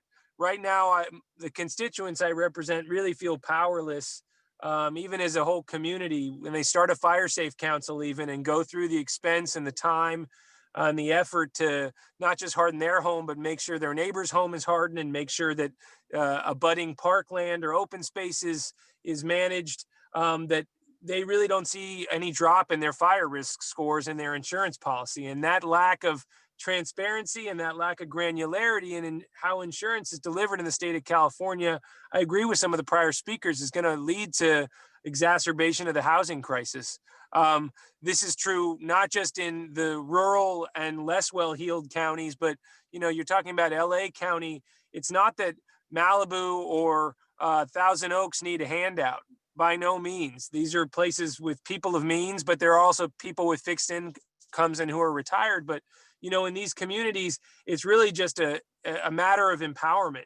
It's a matter of giving them some purview into how the insurance rates are going to be set and what they can do to make themselves more resilient. And I'm very interested to see whether the continual issuance of these 6.9% rate increases that really prevent the public from looking deeper into what is going into their rates, if there's some way to look more closely at rate increases that are below 7%, and provide a bit more transparency there, or if we are going to sort of take on this bigger assumption of risk, then let's do that. And let's have a big, honest conversation about it all. We're no pressure here, but we're really counting on you, the Department of Insurance and the Insurance Commissioner, to deliver some of these outcomes, because frankly, they're a bit too detailed as a policy matter to fully encounter in the legislature. We still do owe, I think, a down payment on home hardening funding. We had a bond to put that, some additional incentive money on the ballot. That didn't pass. There was a home hardening commission we had proposed that also didn't pass. But frankly, I don't think we need to add any legal authority to the books. I think we're just going to need to roll up our sleeves and dig in through this proceeding.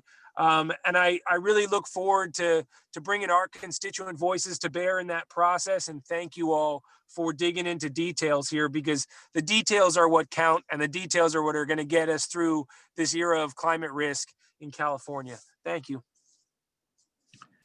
Thank you very much, Senator Stern, for your comments. Next up, we will have Nicole Forziati. If we could bring Ms. Forziati on the line, please.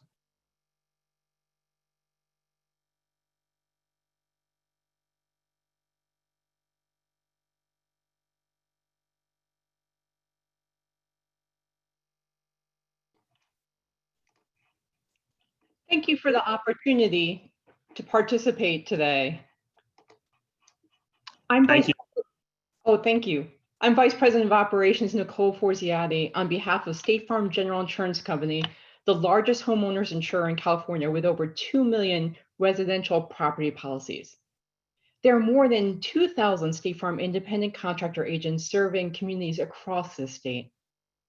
State Farm assists these agents with significant advertising and other support so they can do one thing, and that is to connect Californians with the products and services that we offer.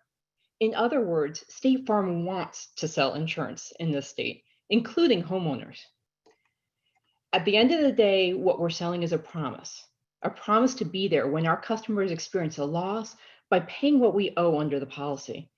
For that promise to mean something, we absolutely must maintain financial strength to pay those claims whenever they come, at whatever number they come.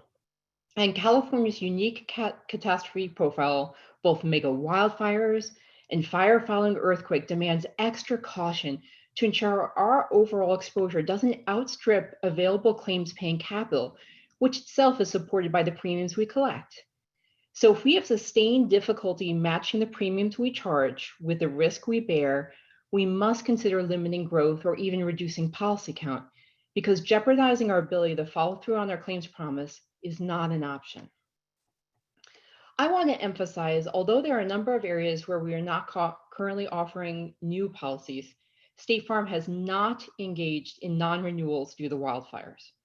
In fact, in many areas, we're one of the last carriers standing. However, if our rate levels continue to be insufficient to match the risk of increasing frequent and destructive wildfires in the state, stronger measures will have to be taken. We owe that to our current customers so they never have to worry about money running out before we can pay their claim. This, of course, gets to the department's question about companies filing less than the law allows.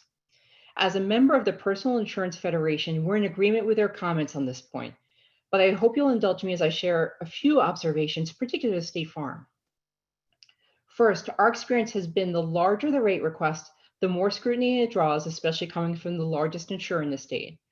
While this is understandable, it usually leads to longer review, sometimes well beyond the timeframes contemplated in Prop 103. Second, in recent years, more and more underwriting issues have become a factor, even when there's no clear impact to rates, making the review even longer. All this argues in favor of staying below Prop 103's 7% threshold to avoid additional time, cost, and uncertainty that a hearing can entail, especially when the need for rate is so pressing. Every additional week without an approval of even a 6.9 request equals $1.6 million that are not available to State Farm General to pay homeowners' claims. I would also like to briefly address the question around mitigation pricing. We do support mitigation efforts, including financial supports for efforts for stronger homes and communities. However, again, we're aligned with PIF's comments. I would underscore the need for adequate base rates and actuarial soundness, as well as the illustrative value of State Farm's disastrous mitigation discount program. In fact, State Farm's personal experience with that program was so bad that in 2009, we announced a total withdrawal from that state's homeowners market, which was only reversed when we were allowed to substantially raise rate and non-renew about 125,000 policies. It's imperative to avoid stressing California's already fragile homeowners market with anything that might drive away claims paying capital. State Farm needs financially healthy competitors to be in the boat with us for this market to work. In conclusion, we are heartened by the Commissioner's stated goal of having a sustainable market within the homeowners. We appreciate the time to have spoken with you today. Thank you.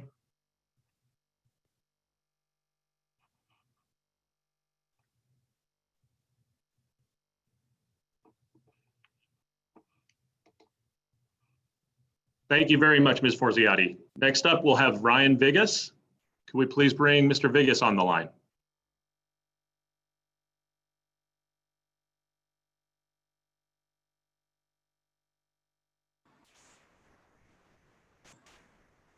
All right, good afternoon.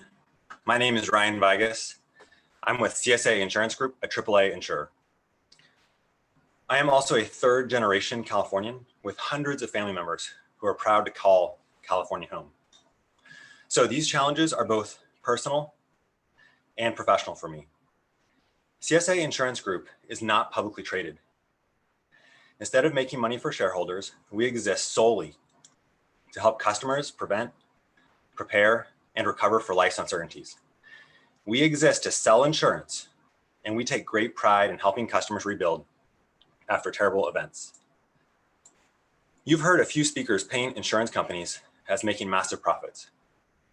We've also heard of at least one insurer who went bankrupt. If, in fact, there were great profits to be had, wouldn't we see insurance companies rushing to do business in the state? This is quite the paradox.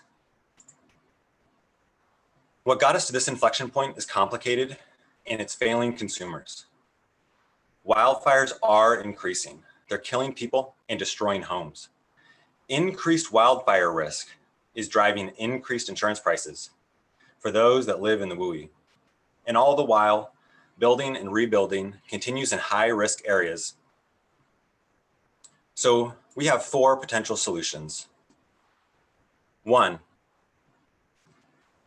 engage local stakeholders on land use issues. We must break the cycle of destruction. A previous speaker mentioned Chapter 7A of the California Building Code.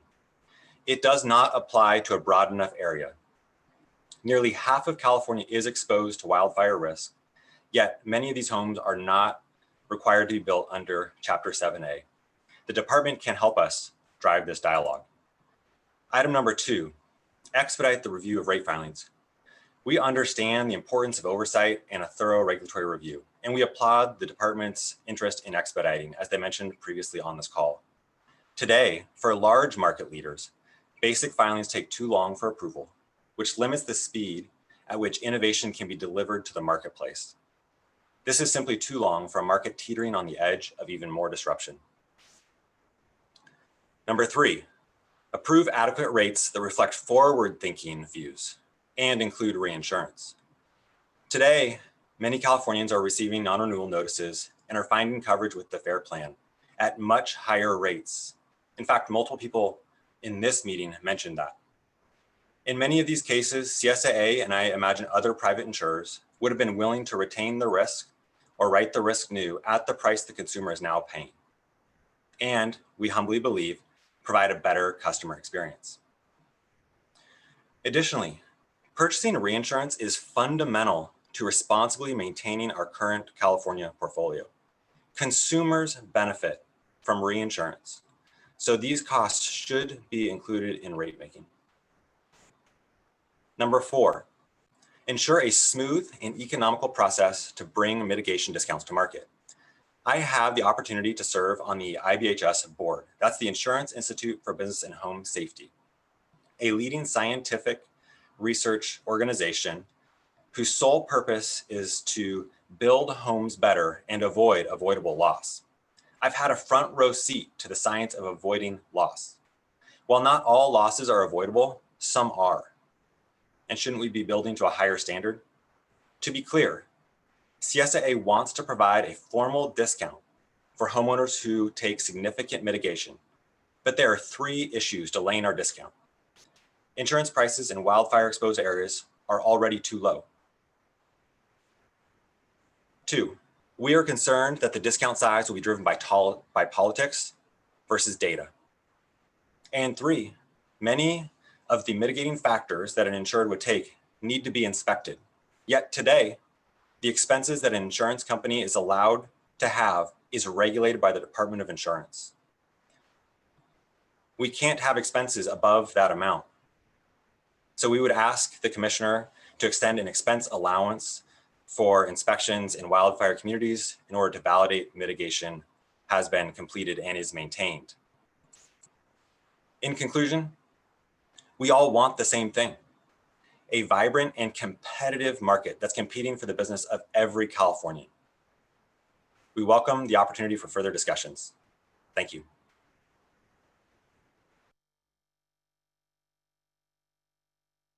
Thank you, Mr. Vigas. Appreciate your comments. Up next, we have John Finston. Could we please bring Mr. Finston on the line?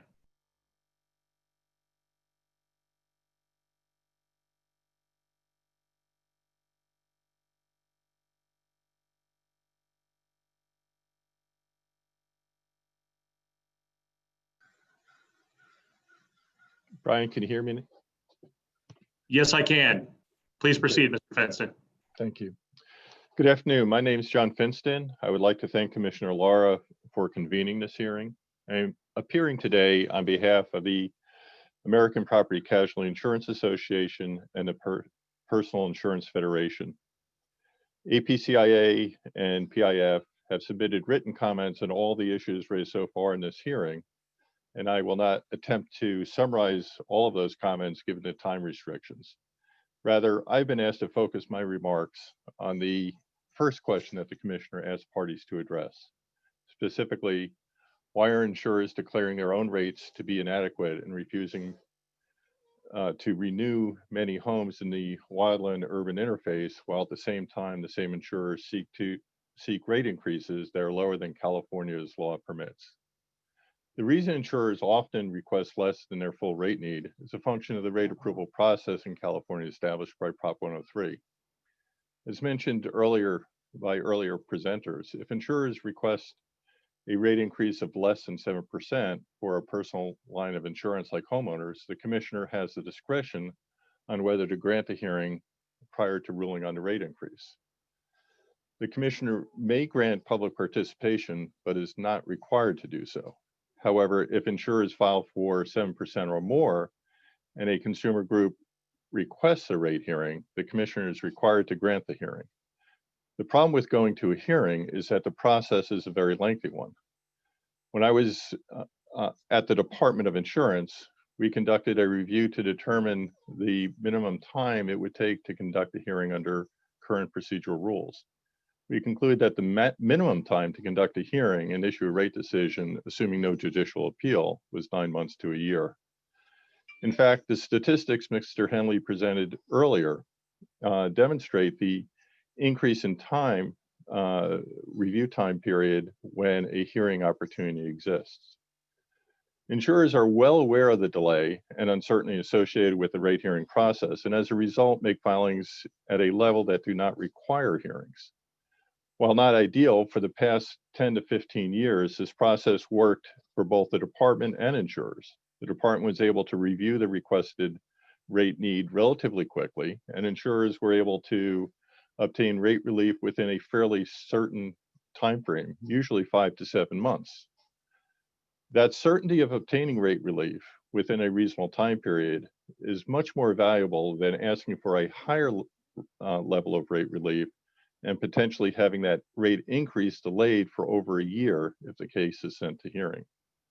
So what has changed? Well, frankly, modest rate increases work well in a relatively stable risk environment. But as reported in the detailed submission made by the insurance industry, the nature of the exposure in the WUI area increased dramatically in recent times. The frequency of wildfires has increased, and the severity of loss associated with those fires has increased as well. That has resulted in a need for increase in rates in those areas, and it's also a need to recognize the changing costs of reinsurance in the rate-making process. And yet insurers typically continue to submit rate filings of less than 7% with the objective of expediting the review process and avoiding the uncertainty of hearing. If insurers felt confident that they had a reliable path to rate adequacy, they would be more willing to write in the WUI areas. But if rate relief at even this lower level is delayed or denied, which has been many insurers' recent experience with respect to homeowner rate filings, then a reasonable response from a risk mitigation perspective is to reduce writing insurance in areas where the risk is most underpriced. So how can this problem be ameliorated? One way would be to reform the administrative hearing process to simplify and expedite the process. That would require changes to the current procedural regulations to reduce delays inherent in the process. In the written submission, we outline a number of proposals. If the process could be changed to reduce the uncertainty associated with the time period it takes to conclude a hearing, insurers would be more willing to make filings in excess of 7%. Another short-term solution to the homeowner crisis is to work together to ensure the 6.9% rate filings are processed more quickly. We understand that the department staff is working diligently to process these filings, but the reality is that the time to review and approve homeowner filings has increased substantially in the last 2 years, just as the need for rate relief has also become more urgent. Homeowner insurance is in the midst of a crisis in California. This hearing is recognition of that fact. It may be time to recognize that traditional methods of addressing rate need or rate filings need to be modified. In the short term, we should consider devoting more resources to homeowner filings, prioritizing homeowner filings, and expediting the review of these applications. In the intermediate term, it may be reasonable to recognize the cost of reinsurance required to write in these high-risk areas, and possibly adopting standard default factors that, if used by insurers, would exempt further review and speed up the approval process. I want to thank the Commissioner and his staff for providing us the opportunity to make this presentation today. And I stand prepared to answer questions that you might have. Thank you very much. Thank you, Mr. Fenston. We appreciate your comments. Up next, we should have Roy Wright. Do we have Mr. Wright? Good afternoon. Good afternoon. Please proceed, Mr. Wright. Thank you. Thank you, Commissioner Lara. I am Roy Wright with the Insurance Institute for Business and Home Safety. And while I lead the largest nonprofit research organization that focused on making the built environment more resilient, my connection to wildfire is far more personal. As a native Californian, I grew up in the Bay Area with vivid memories of wildfire. That all came much closer to home in 2018, when both my parents and my brother lost their homes in Paradise to the Camp Fire. Wildfires keep disrupting lives, displacing families, and driving the financial losses we're talking about today. Our IBHS Research Center is the only place beside real-world wildfire events that can expose full-size buildings and building components to realistic thermal exposure of flames and embers. Following some of the most devastating wildfires of recent years, including just about last week on the Glass Fire, IBHS scientists and partners have conducted post-disaster investigations to examine the factors that contributed to the losses from these destructive fires. A few things we know. Wildfire risks to homes, businesses, and communities can be reduced, but they cannot be eliminated. Given our research today, we know the projects around a structure that will reduce its risk of ignition during a wildfire qualitatively. We know that roofs matter, that attic and crawl space vents matter, that double pane windows matter, that a 5-foot zone up against the house with nothing flammable at all matters, that meticulous maintenance matters. There are another dozen elements you can find on IBHS's Wildfire Ready site, focused just on suburban homes, the decks, the fences, the debris, and others. Yet, we're still a couple of years away from directly quantifying the risk differentials of each project component. We can't break down the buffet into specific risk quantities and direct dollar values, at least not yet. One more critical element.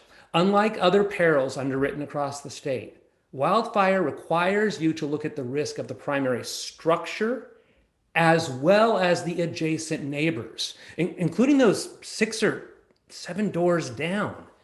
Sometimes a poorly maintained property a couple blocks away can be the source of wildfire spread to your perfectly maintained property. In the interim, insurance companies across the California marketplace are incorporating the results of our science into evaluation of risk. Good progress is being made, and now we need to speed that up. Which leads me to climate change. We're all close. California leads the nation on so many dimensions of climate change policy, yet there's an irony here. Given that we know that the risks of wildfire intruding on suburban neighborhoods is higher today than ever before, we know the risk has gone up. How then do we think we can change that trajectory instantaneously? It's just not reality. Wildfire and its disruption will remain with us, and we need substantive action. Chapters 7A and Chapter 49 of the Building Code will help, but they need to be strengthened and their extent expanded. But that's just part of the system. We need to attend to the forest ecosystems. We need to make real changes in neighborhoods and help all homeowners do their part. IBHS is committed to investing and bringing more science to solve this growing crisis, to narrow the path of destruction. We're committed to partner with CDI and those across the communities to this end. And I'll submit my full written statement for the record. Thank you. Thank you very much, Mr. Wright, for your comments. We appreciate it. Up next, we have Lloyd Dixon. Could we please bring Mr. Dixon on the line?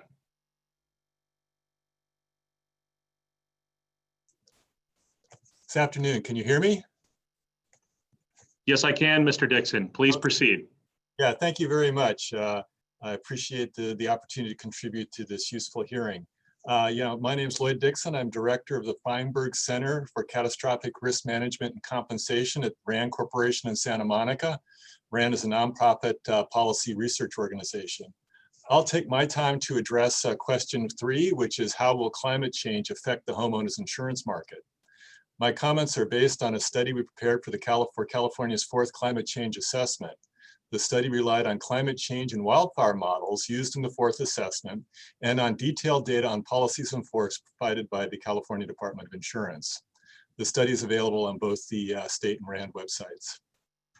We found that the average acres burned annually in the study area we looked at, the Sierra Foothills study area, is projected to double by 2050 under business as usual greenhouse gas emission scenarios, and then double again by 2100. An aggressive greenhouse and successful greenhouse gas emissions reduction strategy stabilizes annual acres burned in the second half of the century at mid-century levels. But as I think Roy pointed out, we're already, we're already sort of locked into a certain pattern due to the inertia in the climate system. Given current insurance regulations and the behavior of insurers and policyholders, our findings indicate that climate change could have a substantial impact on the insurance market in some parts of the Sierra Foothills study area. And I think we're already seeing that. We projected that by 2050, the market share of admitted insurers in these areas would drop, meaning that more policies would shift to the fair plan and the surplus lines market. Premiums in the admitted market would increase. The coverage to value ratio would fall, meaning that there would be more underinsurance, and consumers would choose higher deductibles. These projections were based on current regulatory policies and consumer insured behavior. But potential change in insurance regulations and public policy more generally will have important impacts on how climate change will affect the residential insurance market. Key factors include the following: greenhouse gas emissions. Our findings underscore the importance of greenhouse gas control efforts. Home hardening, fuel control, which we've heard about a lot today. Also, insurance rate relativities. When we did the study, there was insufficient evidence to determine whether CDI currently constrains rates from reflecting the full variation of wildfire risk across properties, but whether it does so in the future will have important ramifications for the residential insurance market. Inadequate rate relativities create more cross subsidies. And as wildfire risk increases, cross subsidies can become an increasing concern. Such cross subsidies are arguably unfair to homeowners in low risk areas, reduce incentives for insurers to write in high risk areas, reduce the ability of insurers to provide mitigation discounts because the premium charged on high risk properties is inadequate to start with, and reduces the incentives for homeowners to invest in structure risk mitigation measures. Now, higher rates in some areas may create affordability problems, which we've heard also a lot about today, illustrating that frequent trade-off between affordability and availability. And I think this very much underscores the need to consider affordability programs and mitigation programs for lower income households in particular. Another factor that will be important in determining the impact of climate change on insurance markets is the techniques that CDI allows insurers to use in projecting wildfire losses. CDI regulations do not currently allow insurers to use probabilistic wildfire models in projecting losses for rate filings. Given the huge variability in losses from year to year and expected change in risk as climate changes, these models can be used to set rates that more accurately reflect risk. But allowing the use of these models also has some important downsides, which we've heard some about today. And I think it's important to figure out ways to mitigate those downsides, as well as weigh the advantages and disadvantages of using these models. The final factor I want to raise is fair plan rates. Now, there's currently no indication that there's any effort by CDI or the fair plan to keep fair plan rates artificially low. However, for the health of the overall insurance market, it is important to resist any pressures to do so. And we've seen in other states where that can lead to real dysfunction in the market. And with that, I thank you for the opportunity to participate and congratulate the department and Commissioner Lara for this hearing. Thank you very much, Mr. Dixon. We appreciate your comments. Up next, we have Nancy Watkins. If we could have Ms. Watkins on the line, please.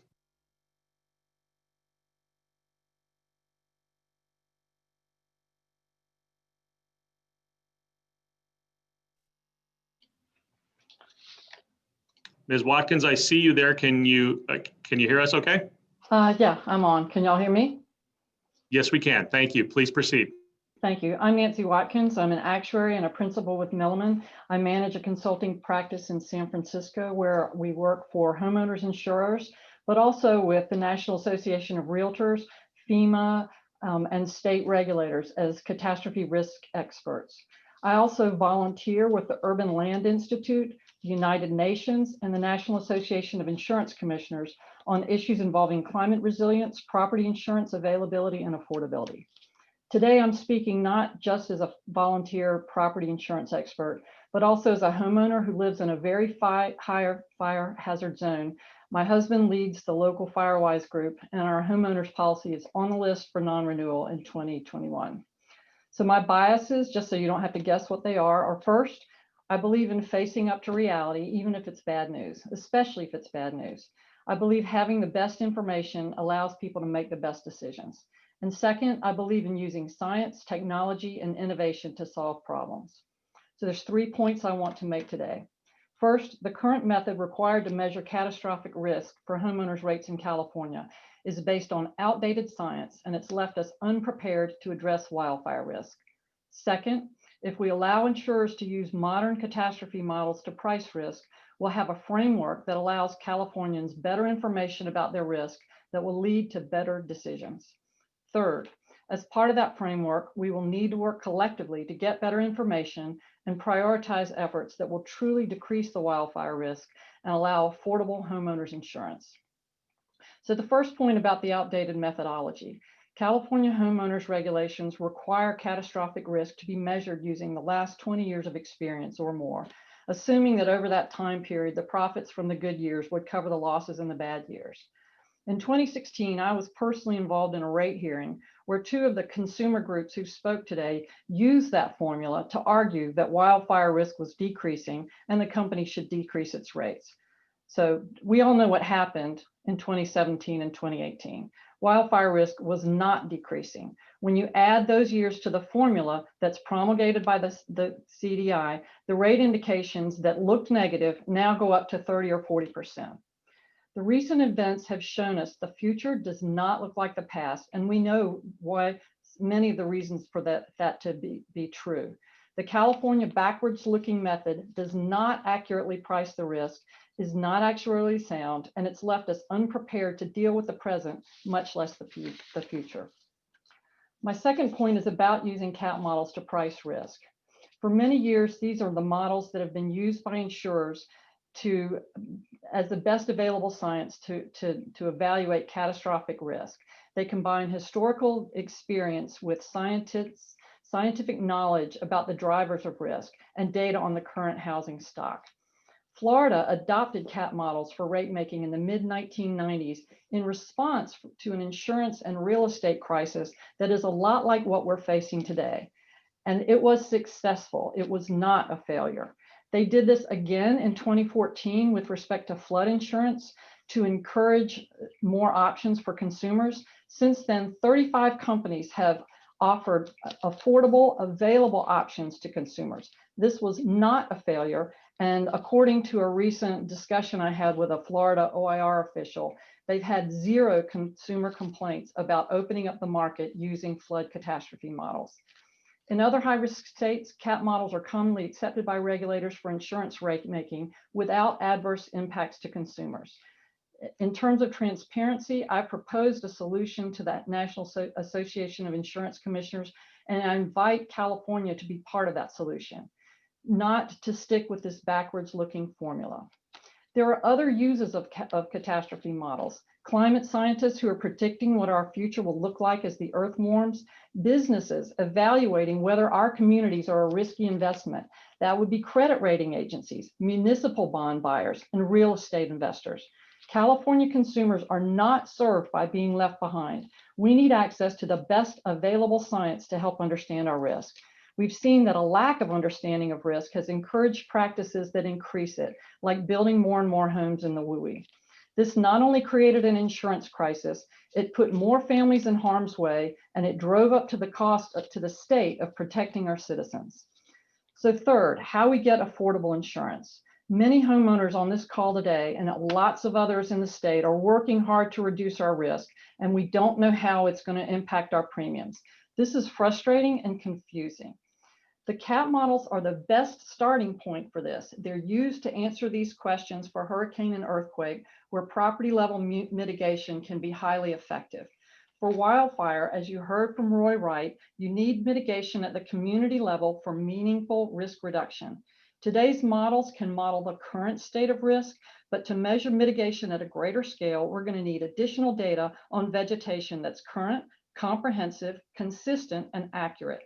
We've reached the 5-minute mark, Ms. Watkins. If you could try to wrap up, please. I'll do it fast. Thank you. We're going to need a public-private effort to figure out what the data is most beneficial to predict wildfire risk and how to get it. Over a short period of time, I predict the models will evolve to reflect realistic mitigation and reduce insurance premiums. This will successfully be the framework for affordable, available, and reliable insurance in California. Thank you. Thank you very much for your comments, Ms. Watkins. Next up, we'll have Mr. Fenston again. I understand, Mr. Fenston, you're representing more than one insurance trade association, and for that reason, we're giving you another opportunity to speak on behalf of your clients. Ryan, I was able to conclude the prepared remarks that I had during my last session. I appreciate you offering me more time. Okay, thank you, Mr. Fenston. Very good. So shall we proceed to the next speaker then? Yes. Okay, thank you. So please, next up, if we could have Saren Taylor. Mr. Taylor had indicated a request to speak.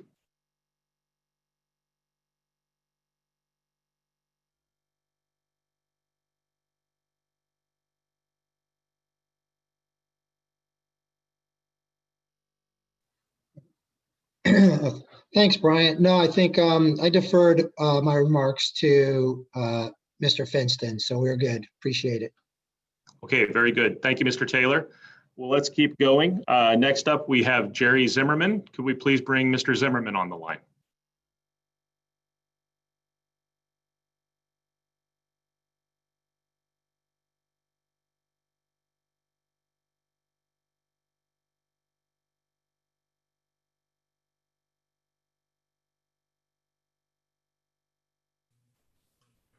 Good afternoon. Can you hear me? Yes, we can, Mr. Zimmerman, and can see you now as well. Good afternoon. Please proceed. Yes, thank you. Commissioner Lara and Mr. Henley, thank you for the opportunity to speak here today, and thank you to all the panelists. This has been a very thoughtful dialogue. Obviously, our hearts all break for people who have lost their homes, for people who can't afford their insurance, for people who are losing their livelihood. It's terrible. And, to state the obvious, these are tough issues and there's no easy answer. If there was a bumper sticker solution to this problem, we'd already have done it. And I came into this industry, I'm probably going to date myself here, but in the early 90s, when Florida was going through a very similar problem. They were getting slammed by hurricanes. People didn't know if that was the new norm or if it was an aberration. And you had insurers non-renewing. You had some insurers leave the state. You had prices increasing. People were having a difficult time finding insurance, affording insurance. The real estate market collapsed. And there was a lot of finger pointing and yelling and posturing, and that didn't solve any problem. It just exacerbated it. And I really think what solved the problem in Florida was for people to stop posturing and to stop name calling and actually work together to solve the problem. And I think there were several steps that Florida took that may be appropriate for California. We can't just say everything that happened in Florida should be done in California because they're different markets with different problems and on a different day. But I'm hoping, and what I'm going to call for at the end of my testimony is for the Department of Insurance, for individual companies, for the business community, for consumers and other stakeholders to come together and maybe agree on some consensus legislation that Mr. Stern could maybe file with us. Senator Stern, your comments were very thoughtful. Thank you. And actually be for something other than just pointing fingers at each other and calling names. one of the solutions that helped stabilize the market in Florida was catastrophe modeling. And I'm very sensitive that we don't want another black box with data that nobody knows what's in it, and it causes people's rates to go up and nobody knows why. Florida created a public commission that looked at creating a public model that has now paved the way for modeling being used for almost 30 years in Florida. I would think the same thing could be done in California. That confidence in the catastrophe modeling paved the way for reinsurance being used in that state. Reinsurance brings extra dollars to the state to help insure for catastrophes. Florida created its own insurance company called Citizens. I don't think that's probably not appropriate for California, because there's a strong FAIR plan, but it's something to think about. And then last and not least, they created a catastrophe fund that brought additional money to the market. It helped provide stability to the homeowners market. It addressed affordability and availability concerns. And one of the most important things that doesn't get talked about enough, the revenue kicked off from the catastrophe fund was used by Florida to help research better building codes and mitigation standards. And over time, that market got better and approved and stopped the non-renewals from happening in Florida. That really does not happen very often in Florida, and has a very robust market. So we think a catastrophe fund could help with home and community hardening standards, with mitigation and research, and for building codes. And I hope we could come together and help pass consensus legislation that would call for a study and the appropriateness of a catastrophe fund in Florida. So we think it would be a meaningful reform that would actually help the citizens of California. Thanks very much. Thank you very much for your comments, Mr. Zimmerman. We appreciate that. Next up, we have Jeff Sauls. If we could please bring Mr. Sauls online.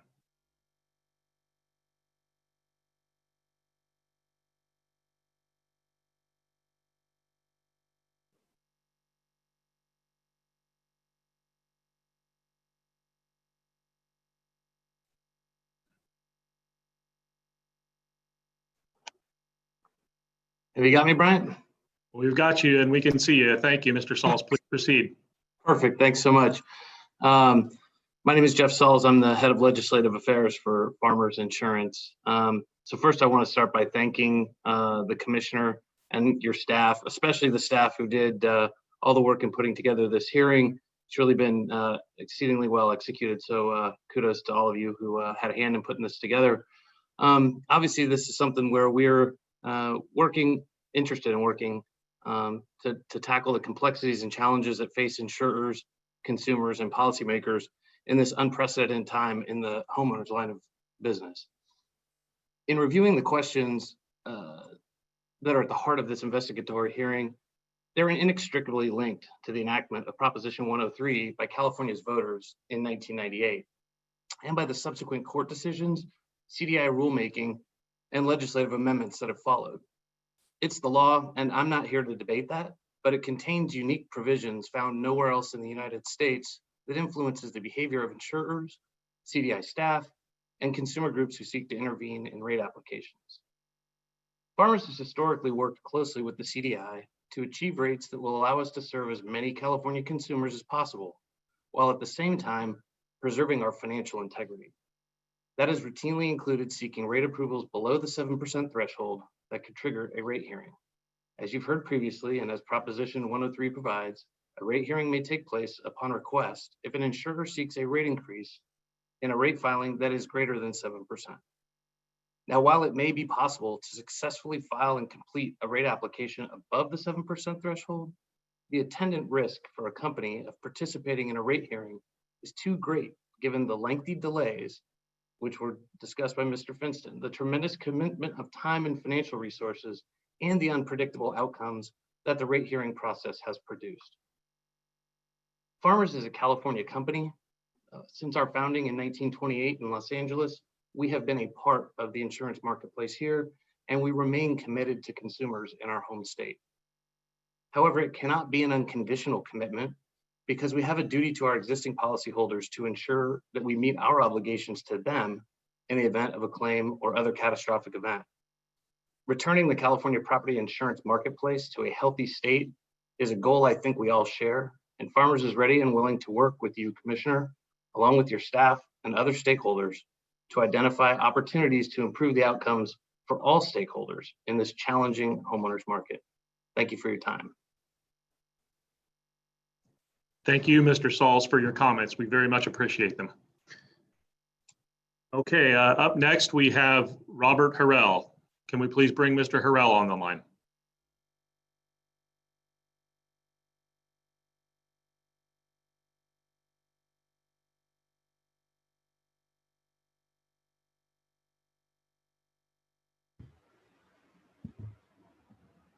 Hi, can you all see and hear me? Yes, we can. Please proceed, Mr. Harrell. Very much. My name is Robert Harrell. I'm the Executive Director of the Consumer Federation of California.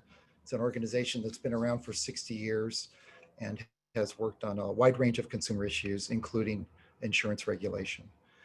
First of all, I'd like to thank Commissioner Lara, Deputy Commissioner Henley, and I know there was a whole team of people that worked on this hearing today. As Mr. Sauls just said a moment ago, and we don't often agree on too many things, but I'd like to concur with him that it's been extremely well executed. Thank you very much. I think my role here is to maybe sum up a few of the things before you all get to public comment. And so let me just make some brief remarks. First of all, I want us to not forget about surplus lines. A lot of people, and you heard some really fantastic range of stories, harrowing some of those stories, but many people are not just going to the FAIR plan, they're also going to the surplus lines market, which is totally unregulated and is not under the control in any way, shape, or form of CDI. And as the commissioner himself pointed out at the beginning of his comments, FAIR Plan has been more interested in suing the Department of Insurance than it has been in working as a productive partner. And we heard a lot from all sides about working productively together. I would feel better about that tone if it had actually been mirrored by the way that the insurance industry has handled how they do things in the Capitol.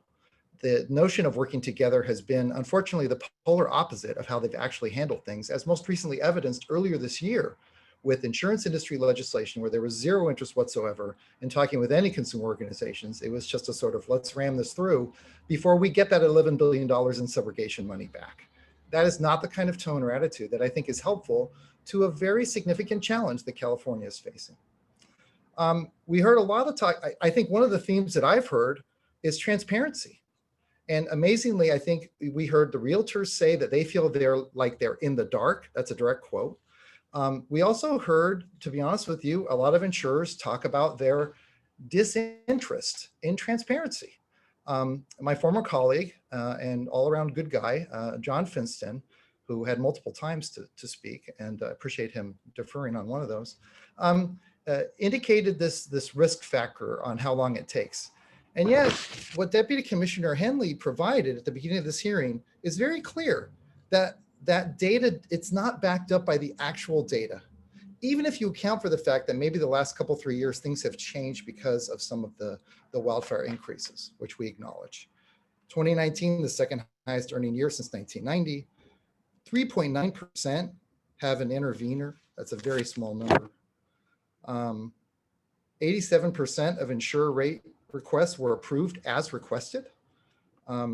It's certainly not appropriate to blame the consumer organizations for the fact that insurers asked for 6.9%.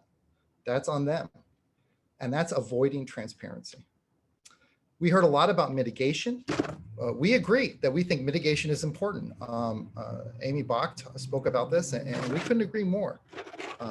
And it matters. And we would be happy, ready, willing, and able to work on building code issues that came up in today's hearing, as well as some of the other things. I was appreciating hearing about the Boulder program, which I know we've talked about in a broader sense in the past. But let me just make a couple of points here to things that you heard from insurance companies. I want to talk about CAT models. It seems to me that one thing that the department would need to seriously take a look at is some sort of public CAT model, because we know that CDI already has a hard time when I was with the department for almost 6 years, there was a hard time with some of these models getting into under the hood, if you will. That is just going to be exacerbated. And what I also heard from some of the insurers is that they argue for the increased use of CAT modeling, but these are also the same insurers that have argued against public inspection, demonstration, or evaluation of those very same CAT models. It seems to me that that points directly to the notion of some sort of modified CAT model, and that's something that we would be ready, willing, and able to work with the department and all interested parties on. Right now, you have CAT models where you have these same factors and you have these dramatic differences in the rates, in some cases 50% different. Finally, I'd like to address the Florida Catastrophe Fund. It had to be expanded by $12 billion because of the failure of CAT models and reinsurance to prevent non-renewals and escalating premiums. So this had to happen because trusting reinsurance is what got Florida into a huge amount of trouble. So with that, I thank all those who have participated. The Consumer Federation of California is committed in the long haul to working collaboratively with those who are interested in doing so. And we thank again the department for your efforts in this area. Thank you, Deputy Commissioner Henley. Thank you very much, Mr. Harrell, for your comments. We appreciate them. Up next, we have Roger Grenier. If we could have Mr. Grenier, please.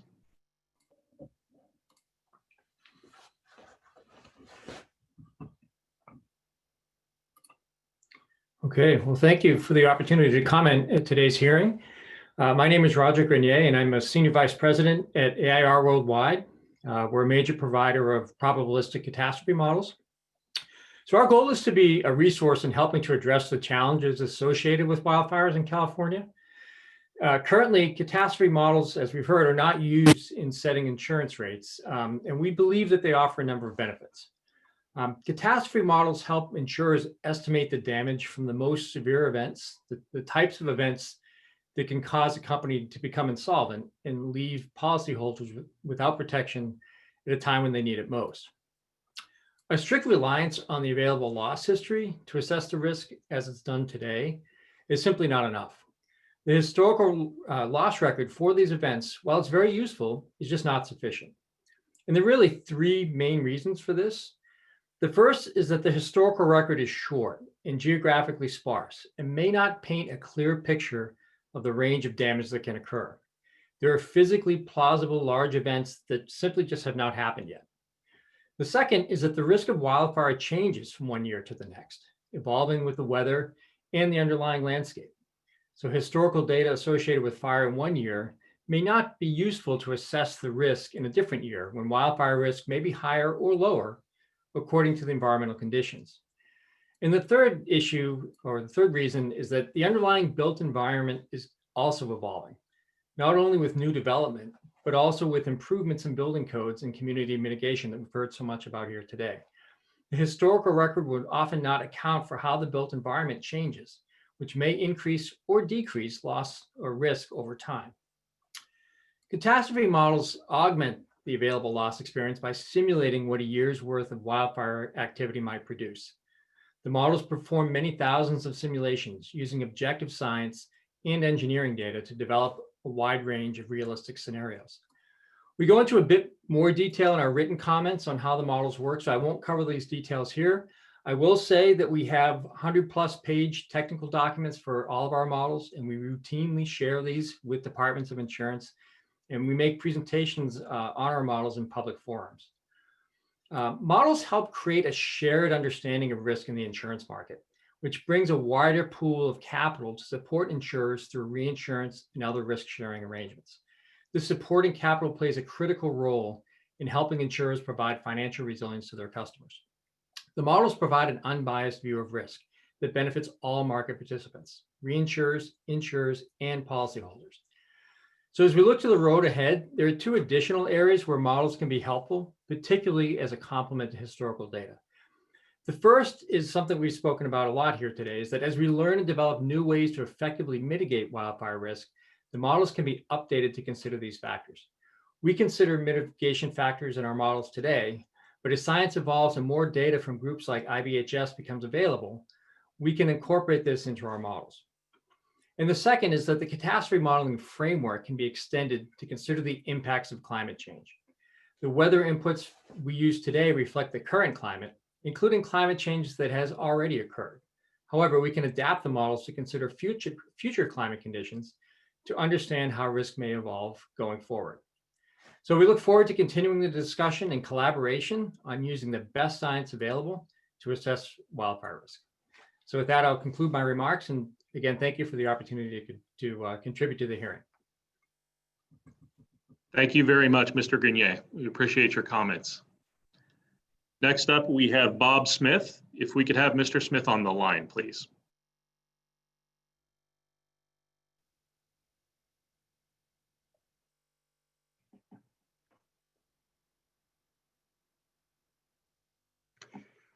Good afternoon. Can you see me? Yes, sir, we can. Please proceed. Very good. Thank you, Bryant. And thank you, Mr. Commissioner, for convening this hearing and giving us all an opportunity to express our concerns on this issue. I'm Bob Smith. I'm an insurance agency owner here in Sacramento. I've been a licensed property and casualty insurance agent in California for 43 years. I'm here representing insurance agents and brokers. I do not represent any insurance company today. In my time, I, like most of you, I suspect, have not seen the magnitude of devastation caused by wildfire that we're seeing in recent years. We're here because the extreme financial loss to property threatens the solvency of the insurance industry and even our state economy as a whole. Licensed insurance agents and brokers are the face and the voice of the insurance industry out here on the street and in the forests. Because of the insurance availability crisis, we are dealing with the fear and anxiety. We've heard some of it today, even the anger that property owners are experiencing on a daily basis. As small business owners, the livelihoods of thousands of agents and brokers and tens of thousands of their employees are dependent on our ability to find solutions for this very difficult issue.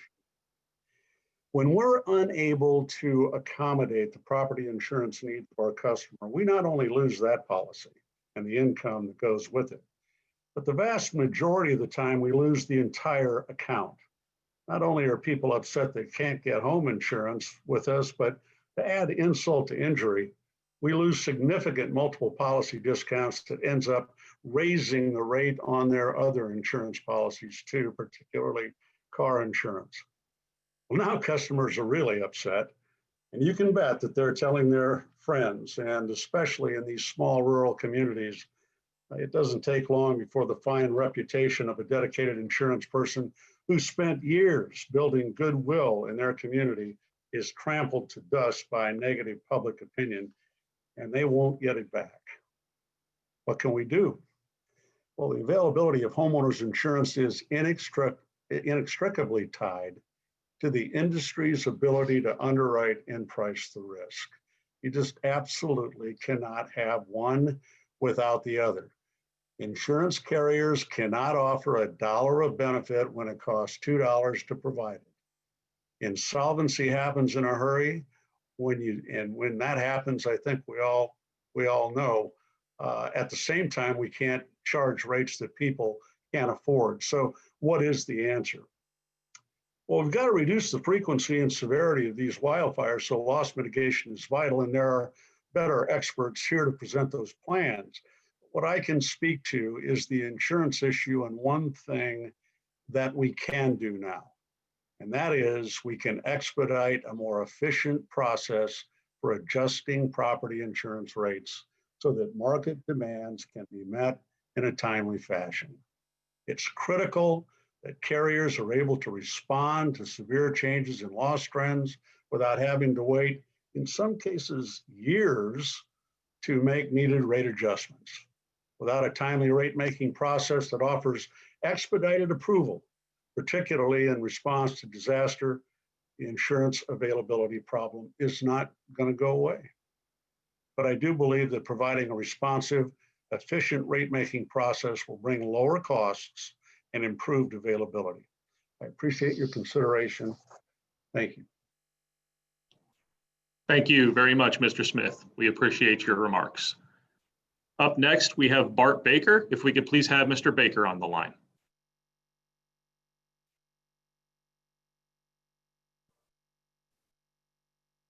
Yes, this is Bart. Can you hear me? Yes, I can, Mr. Baker. We can hear you. Please proceed. Thank you. So I'm Bart Baker. I've been an agent for 32 years on the west side, including Malibu and Ventura. And I'm also a retired fireman with the County of Los Angeles. So I think I bring a little, an interesting perspective to what we're discussing today. And I don't want to rehash what's been said, so I'd just like to bring up two areas that I think need to be addressed. And one of those has to do with total insurable value. Can you hear me okay? Yes, we can. Please continue. Thank you. So as you're aware, California Fair Plan has a total insurable value of $3 million. And I've had the unfortunate event of having over 100 homes, total loss in the Woolsey fire. And the amount that we found to insure per square foot now, once we apply an adequate amount, I'm using now as an example, a home of 2,750 square feet. They would need a total insurable value of approximately 3.4 million. And we are, capped at 3. And in addition to that, the Fair Plan policy doesn't pay for smoke cleaning, smoke remediation.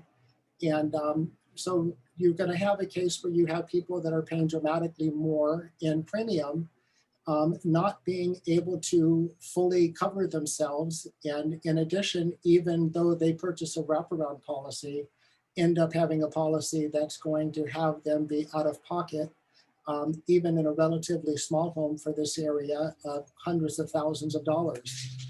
And that example is just using Fair Plan and a wrap. But I'd like to use another example, if I may, where a home was non-renewed. The client was paying $9,000, and the Fair Plan wasn't an option because of the total insurable value. So we ended up getting the only quote we could find on the outside. We requested $4 million for the home, and the carrier came back and insured it for 2.7 with a rate of $39,000.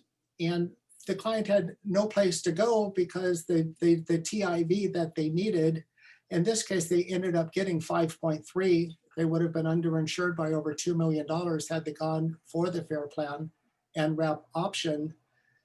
So it's just, as every other person has said, prior to me, it's a catastrophe and getting worse. And this type of situation that I just described, I don't believe is one that was brought up today. So that was the perspective that I wanted to add. Thank you very much, Mr. Baker. We appreciate your comments. Thank you. So next in the sequence, we had lined up Brenda Meyer. I don't know that we have Ms. Meyer in the queue, but let's wait a moment to see if Ms. Meyer can get online. Is Brenda Meyer available?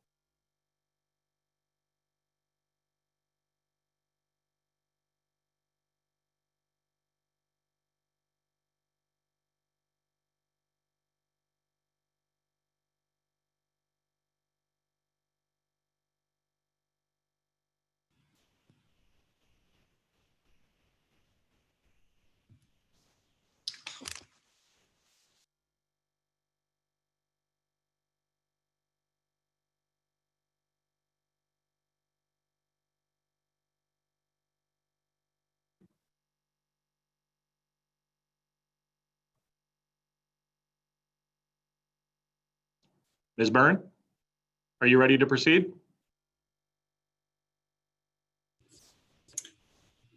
Thank you very much. This is my second time getting to speak to Ricardo Lara, and much appreciated that you're having this forum today. I'm working with the Montecito community, and you heard our Chief Taylor come on earlier and talk to you about some of the issues that we have. This has been super informative for us. Some of these things that we actually knew were great. I'm a little surprised at the tension between the insurance industry that seems to be very strongly advocating for a faster and looser rate increase process versus people on the consumer advocacy side, which I think I will fall in with too, which is more of consideration for our wildfire hardening inspections, a more robust industry, and better protections. One of the things that has dawned on us in Montecito, and I think it's probably going to be the same for a lot of WUI type of communities, we have looked at some serious measures to harden our community and increase our ability to resist wildfire.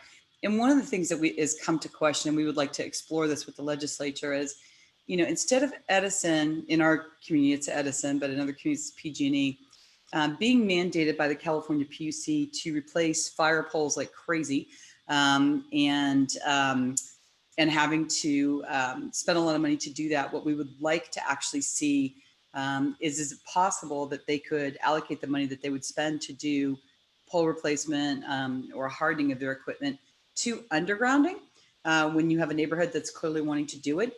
Our particular fire, Thomas Fire, was caused by a power line going down in Ventura, and I would love to talk to Senator Stern and maybe have him partner up on that. We also had another wildfire recently in our North County that was also caused by power lines. So it feels like to us, if we could at least work, and if the state would back us up on this and also make it a priority to move as many of our utilities that can cause fires underground as possible, wouldn't that automatically strengthen our communities? And then having heard you guys so much today talk about the fact that there is really no calculation on the insurance company's part to take in community hardening measures, home hardening measures. It doesn't look like it's really being incorporated in the calculus. I think you're answering our question for us.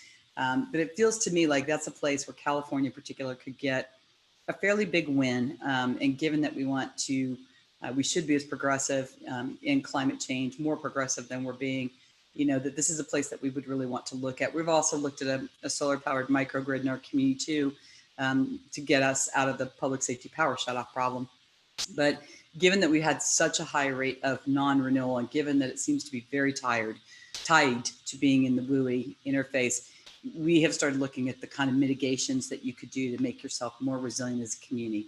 I'd love to see the insurance industry be a lot more responsive to that, and be willing to recognize when a community has gone, or even a state has gone significant lengths to harden itself against wildfire. Thank you very much for giving me the opportunity to comment, and thank you very much for holding this seminar today, this forum. It's been very, very enlightening. Thank you very much, Ms. Byrne. We very much appreciate your remarks. Next up, we have Howard Kunst. Mr. Kunst, if you're available, please proceed.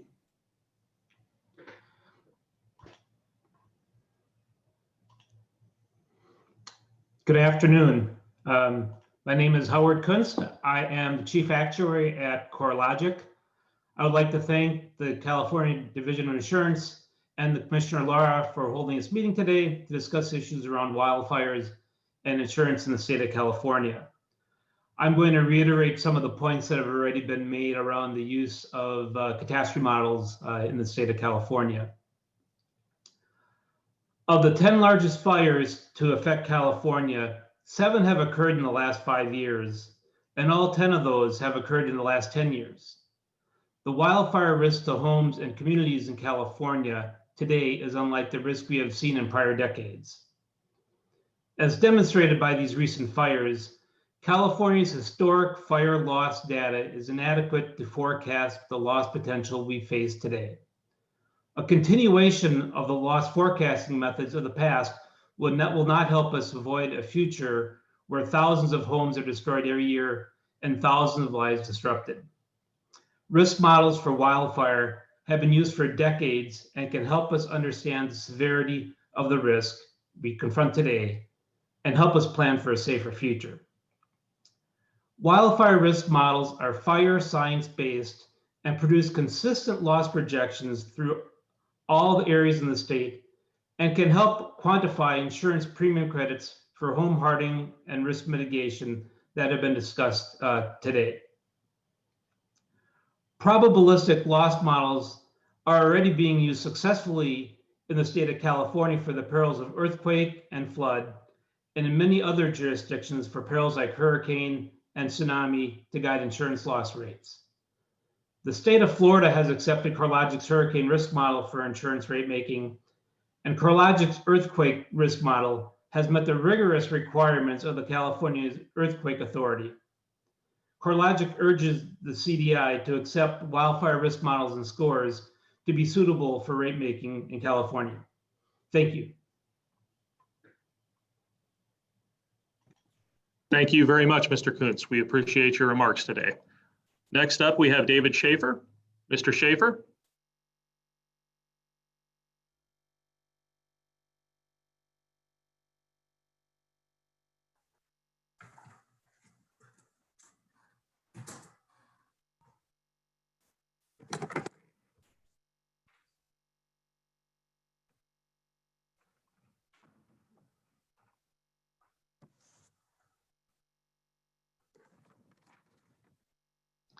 Thank you, Mr. Schaefer. We show you on video, and whenever you're ready to proceed, we can proceed. I'm ready to begin. Thank you very much, Commissioner Lara, for having this great forum today. I think it's fantastic what you're doing, and I hope the conversation will continue. My name is David Schaefer. I'm the owner of David Schaefer Insurance Services in Walnut Creek in California, resident, homegrown in Oakland, and I've been in business since 1983. I told Tom Vakar of Channel 2 News last year, this is the worst market for home insurance I've ever seen since I've been in business in 1983. Nothing has been as bad as this, as we hear from all of our participants today. A couple of my comments are as follows. Risk management is the key thing, I think, in the bigger picture.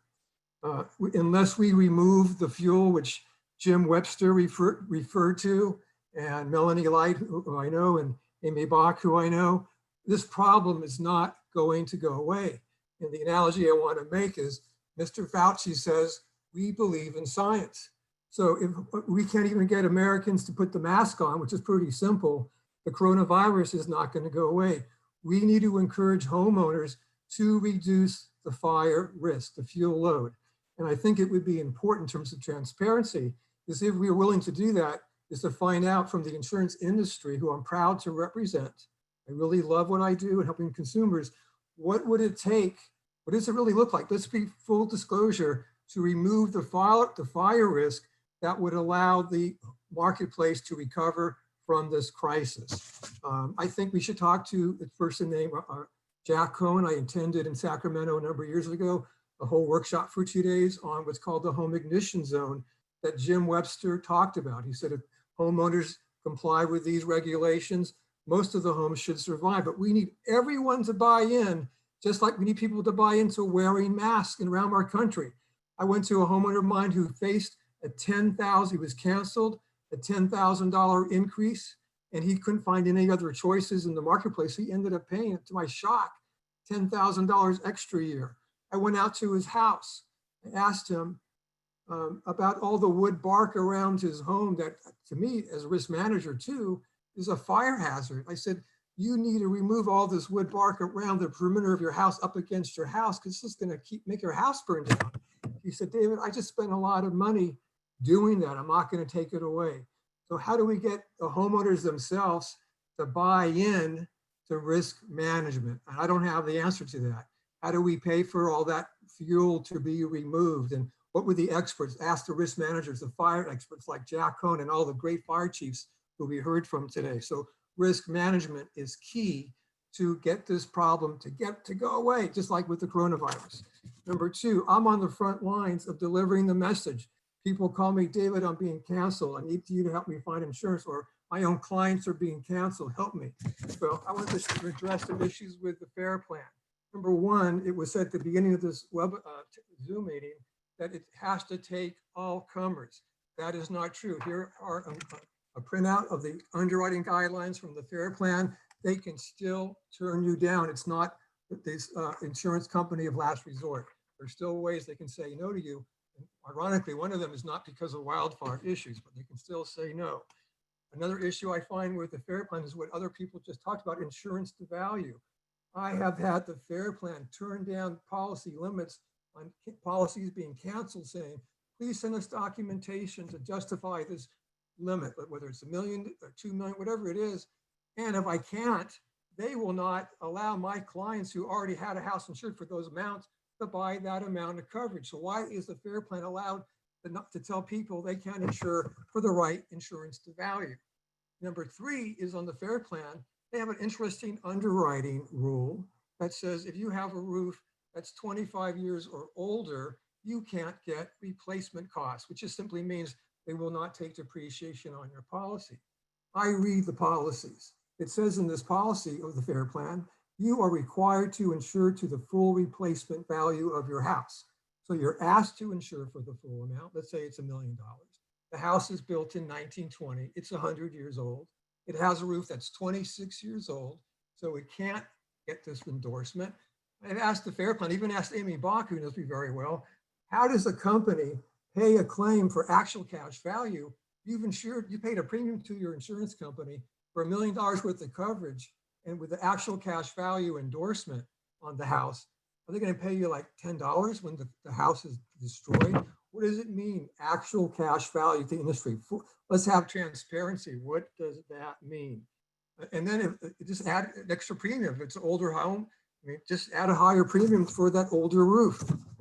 Surplus lines, a big issue I find in the surplus lines. This is a tape measure for 200 feet. I got a quote through Lloyd's of London for one of my clients in the Oakland Hills who's actually paying that extra $10,000. Saying I have a quote that's going to help you pay a couple of $1,000 less. But in the quote from Lloyd's of London, it said, you need to have 200 feet of clearance. And if you don't, failure to comply with this condition will render this insurance null and void. So I took the 200 feet tape measure. It's pretty far away. And I asked the underwriter, I said, how do we know before we pay this premium if we're going to be in compliance? Because if we can't comply, most homes don't have 200 feet clearance around it. What if your Mr. neighbor's Schaefer, I'm sorry to interrupt. So we're at the 5-minute mark. If we could ask you to please try to wrap up your comments. So I think what we need to do is continue to work together to hear all the voices, the insurance industry, the consumer advocates, and the agents like me who are on the front line who have to deliver the message. And together, hopefully we can find a solution for all of us. Thank you. Thank you, Mr. Schaefer. Thank you very much for your comments. We appreciate them. Okay, up next, we show Timothy Ford. I'm not sure if Mr. Ford is available. We're going to call his name in case Mr. Ford can join us. Do we have Timothy Ford on the line?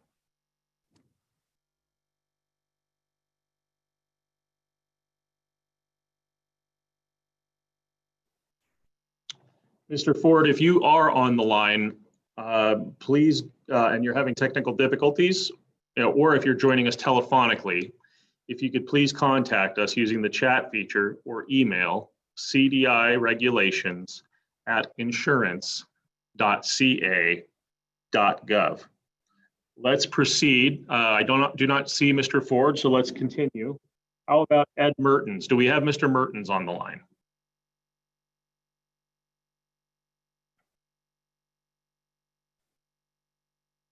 Okay, last call for Mr. Mertens.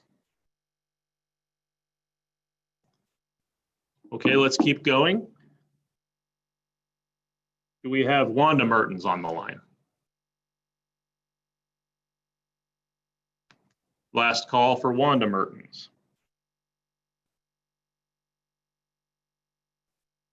Again, just to emphasize, if anyone is having technical difficulties or you're joining us telephonically, please do contact us using the chat feature or email cdiregulations@insurance.ca.gov.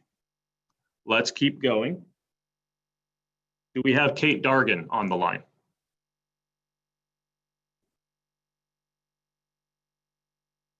Okay, how about Greg Pryor? Do we have Greg Pryor on the line?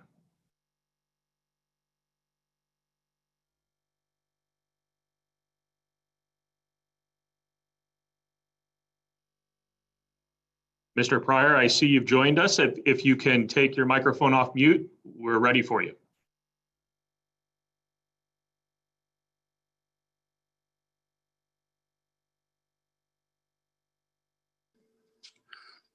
Can you presently hear me? We can hear you now, Mr. Pryor. Yes, please proceed. Okay. Everything has pretty much been addressed from all angles, and so I don't want to reiterate those things. From a simplistic standpoint, as a 38-year career firefighter in California, and presently chair of a fire safe council, as well as a board of director on a rural fire district, I believe that some of the components can be simplified to the point where we really need to look at the mitigation efforts from the homeowner standpoint to the community standpoint. Those things do need to, after they're addressed, they do need to be checked. So we need a third party with a set of compliance details that they can look at and determine whether or not these criteria have been met in order to be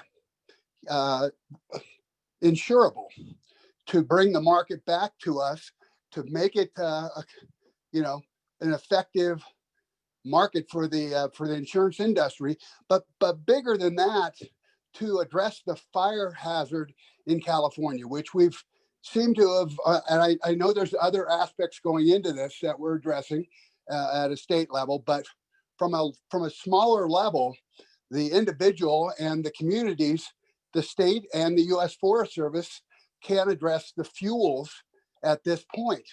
That's part of the fire triangle that we can in fact address right now. So with that said, I believe that we can bring the insurance industry back to the table. We can look at the components that are causing them to not be able to make what they need to in the state, and really the bottom line is to save lives and property in California. So I really appreciate having met with Commissioner Lara in the past and the opportunity to speak regarding this. And thank you for putting this together. Thank you, Mr. Pryor, very much for your comments. We appreciate you taking the time to make them. Okay, next up we have Liron Gaiano. Mr. Gaiano.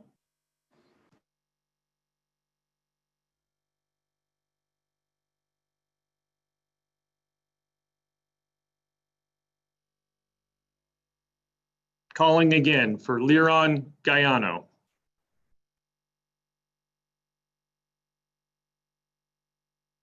Okay, it doesn't appear, Mr. Gaiano, that we have you here. So if you're having technical difficulties, again, please use the chat feature or email us at cdiregulations@insurance.ca.gov. Next up, we have Shelley Wimmer. Ms. Wimmer, are you prepared to proceed? Yes, I am here. Thank you. Okay, my name is Michelle Wimmer. I'm a 30-year homeowner in one of the highest risk areas of California based on fire line scores. I'm also a retired admitted company agent and now an independent agent and broker. I come to this panel with perspective from both sides. In 2014, the fire line score was put into play as a rating factor for insurance premium in high risk areas. I watched the impacts that year very closely as premiums took drastic hikes, forcing some people out of policies that they've had for decades. In 2015, my own premium without warning jumped from $1,400 a year to over $5,000 annually. When looking into this, I found it was because my fire line score had gone from a 6 to a 12. I began researching this phenomenon only to find that there was nowhere to research the information beyond my carrier, who told me basically, too bad, so sad. I began watching some of my clients, mostly elderly and disabled, no longer being able to afford their coverage, leaving them at risk in the event of loss. I began researching numbers by parcel in certain areas of our community, only to find that you could have a fire line score of 6 next door to an 18, which was then backed by a 6 next door. Based on the slope times fuel plus access formula This makes no sense. I also came to discover that if your slope changed, as I was told, and what happened to me, your number automatically doubles. I took my basic information to our state assemblyman, showing him figures on premium increases in specific pods of areas that had inconsistent scores. His assistant and I physically mapped over 100 independent properties, finding inconsistencies that led us to believe that the formula was basically one of a dart game. Take a shot, assign a number. That led me to the questions of when, where, how, and why. When was this mapping done? Where was it measured from in a range around the specific property? How was it done, from the ground or satellite? And why is there no place to request information when the number significantly changes? I also found over the years the number is not static. It can change because apparently the parameters of scoring change as well. Other than a loose outline of scoring information not available to the general public, one must dig to find out the changes and how and when they were applied. This system is inherently flawed and inconsistent, but what's allowing admitted carriers to flee certain areas, leaving entire communities at the mercy of substandard carriers, non-admitted carriers, which do not guarantee payment in the event of catastrophic loss, and the forced use of the FAIR Plan, which we all understand is the policy of last resort. As I understood from the December 2019 DOI meeting, which I attended in San Bernardino County, a system was being considered to allow people to look into their scores and challenge changes if they occurred. Thus far, no system is in place, and the reason that I am here today. As a homeowner, I labor over the extreme cost of coverage with the threat that my 30-year policy could be canceled every single renewal cycle and then replaced by a less effective and more costly replacement. This limits the market and the ability of those in high-risk areas to have freedom of choice in coverage and what we are able to obtain and afford, along with the ability to bundle coverages for discounts, which when you're paying this much for homeowners is a critical factor. I am here in hopes that the current scoring system might be reviewed and a program set in place for people, agents such as myself, to go to challenge these numbers in the event of large changes. This is a system that needs to be looked at to assure that all Californians have the same access to decent and cost-effective coverage, no matter where they reside. I thank you for the opportunity to present this to you and am available for discussion should you find the topic worthy. Thank you very much, Ms. Wimmer. We appreciate your comments today. Thanks for taking the time to give them. Up next, we have Dan Brown. If we could bring Mr. Brown on the line.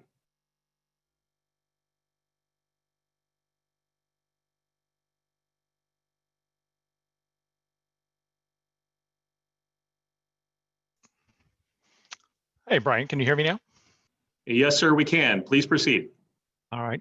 Thank you very much for the opportunity to chat today. My name is Dan Brown. I'm a partner with the McDermott, Will & Emery law firm, and I represent a lot of insurance carriers, both admitted and not admitted in California, who write not only this line of business, but a lot of others. And it's, I agree that the first touch point that we have to address has always been Proposition 103, and especially in this climate where 4 million acres and counting this year alone is putting a lot of stress on carriers, but on individuals as well. And I want to talk about both sides of that coin, because first of all, it's been easiest to focus on not having excessive rates, and that insurance is expensive and it's getting more expensive, and it's pricing some people out of the state. But the same statute that says that you can't have excessive rates also says you can't have inadequate rates. Inadequate rates cannot remain in place. So it's not a question of do insurers want to non-renew you. It's quite frankly, it's statutory. They have to non-renew you because if they cannot and have not so far, or don't think they can get adequate rates approved, those can't stay in place. So where does that leave insurers, right? As it's been noted, insurers are a critical part of our economy. They provide valuable and necessary public services, but they do so in return for the bargain is they get a reasonable return of capital that they invest in the California market. As some of the insurance companies have expressly mentioned, if they don't get that return, then they put their current customers at risk of not being able to fulfill those promises that they've made before. So if they can't get the reasonable rate of return, they've got to non-renew. Otherwise, of course, they would want to stay in the market. That's what they do. They are here to insure people. I'll give you my personal example. I live in Walnut Creek. It's a little suburb of San Francisco, sort of. And my homeowner's policy was non-renewed this spring due to increased wildfire risk. It wasn't personal. In fact, the insurance company is a client of mine. But I know that they really don't have an option. They can't continue to write that policy at the rates that they'd had approved. And yes, they do in fact have a rate application currently pending with the department that's long overdue. So am I happy about that? No. Am I happy to pay more? No. But I had to go out of the market, and as others have said, yeah, it's expensive and it got worse. But that's not their fault. It's the inherent issues around the rate approvals under Prop 103.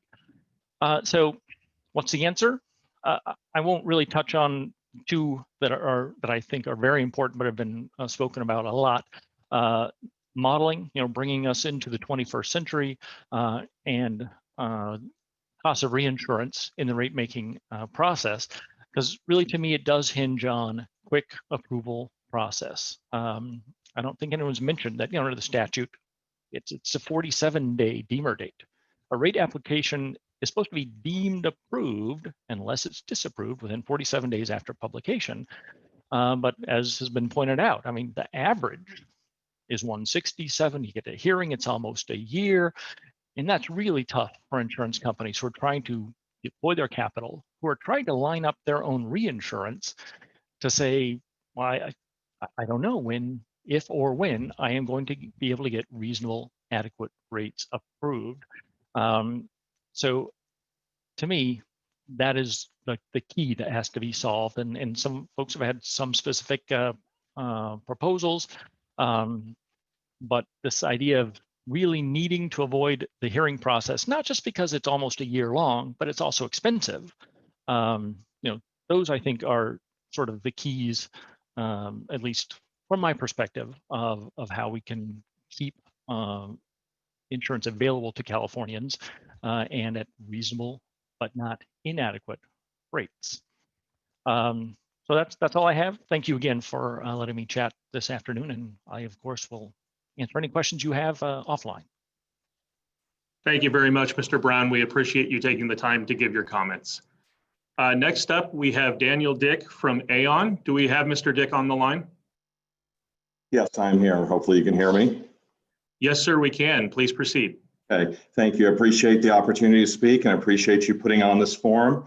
I work for a firm called Aon. We are either depending on the state and the region, either the largest or second largest reinsurance broker in the world. I have spent over 30 years in the insurance industry, and all but the first one or two of those actually using catastrophe models for underwriting, pricing, or reinsurance support.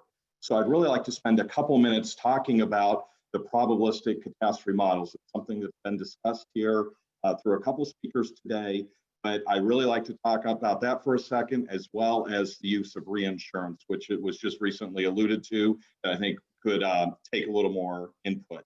The wildfire models that we're talking about, these probabilistic models, they're developed by groups of scientists, meteorologists, engineers, statisticians, geologists, etc. And they're based on the best available science. They bring in wildfire output.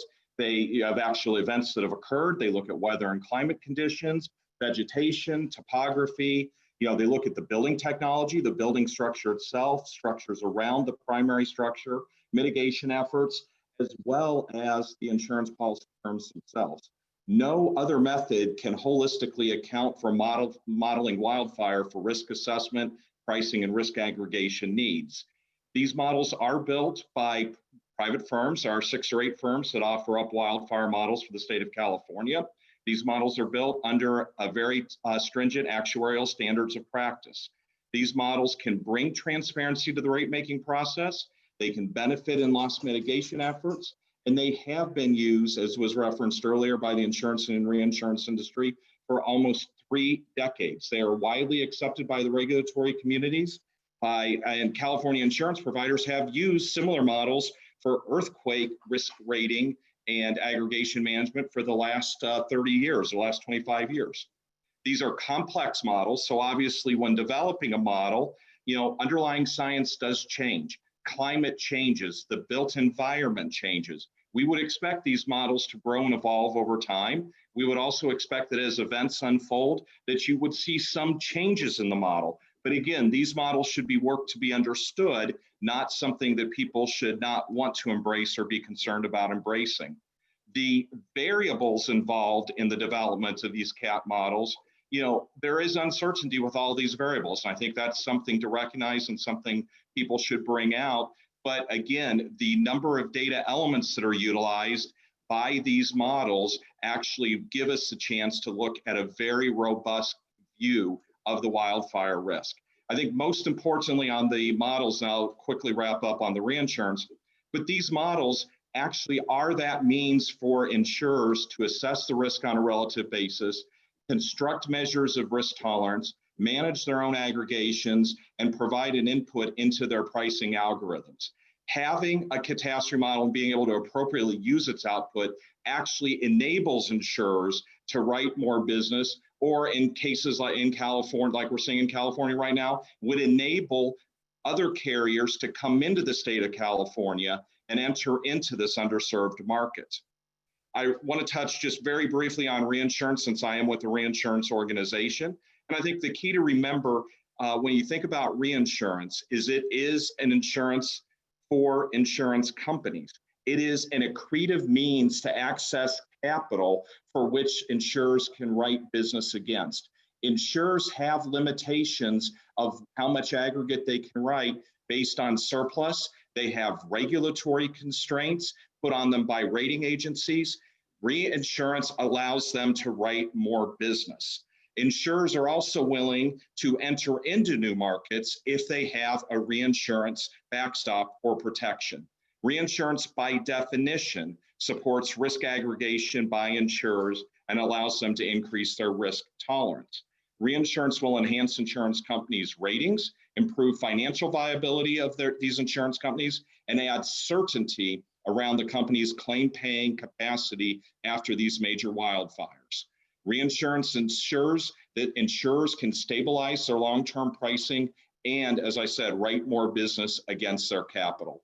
So to conclude, I'd like to just say that the use of catastrophe models and the recovery of the cost of reinsurance and rate making will support California homeowners by increasing the supply of capital into the insurance market, thereby stabilizing long-term costs and making sure that there is an available, affordable insurance product. Thank you for letting me speak today.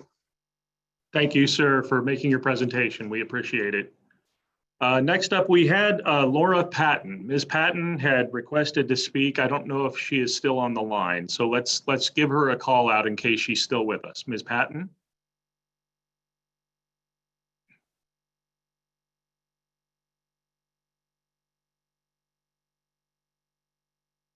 Ms. Patton, I see you still listed. Are you able to remove your mute function and speak with us?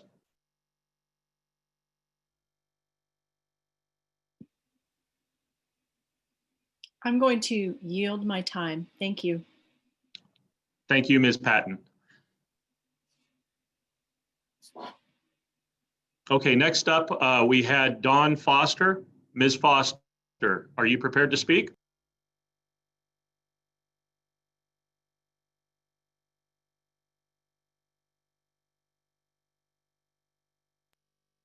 One last try for Ms. Foster.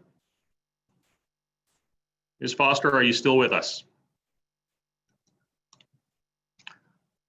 Okay, I believe that concludes all of the persons who requested an opportunity to speak. I'll check one more time with our moderators. Do we have anyone else who is requesting an opportunity to speak?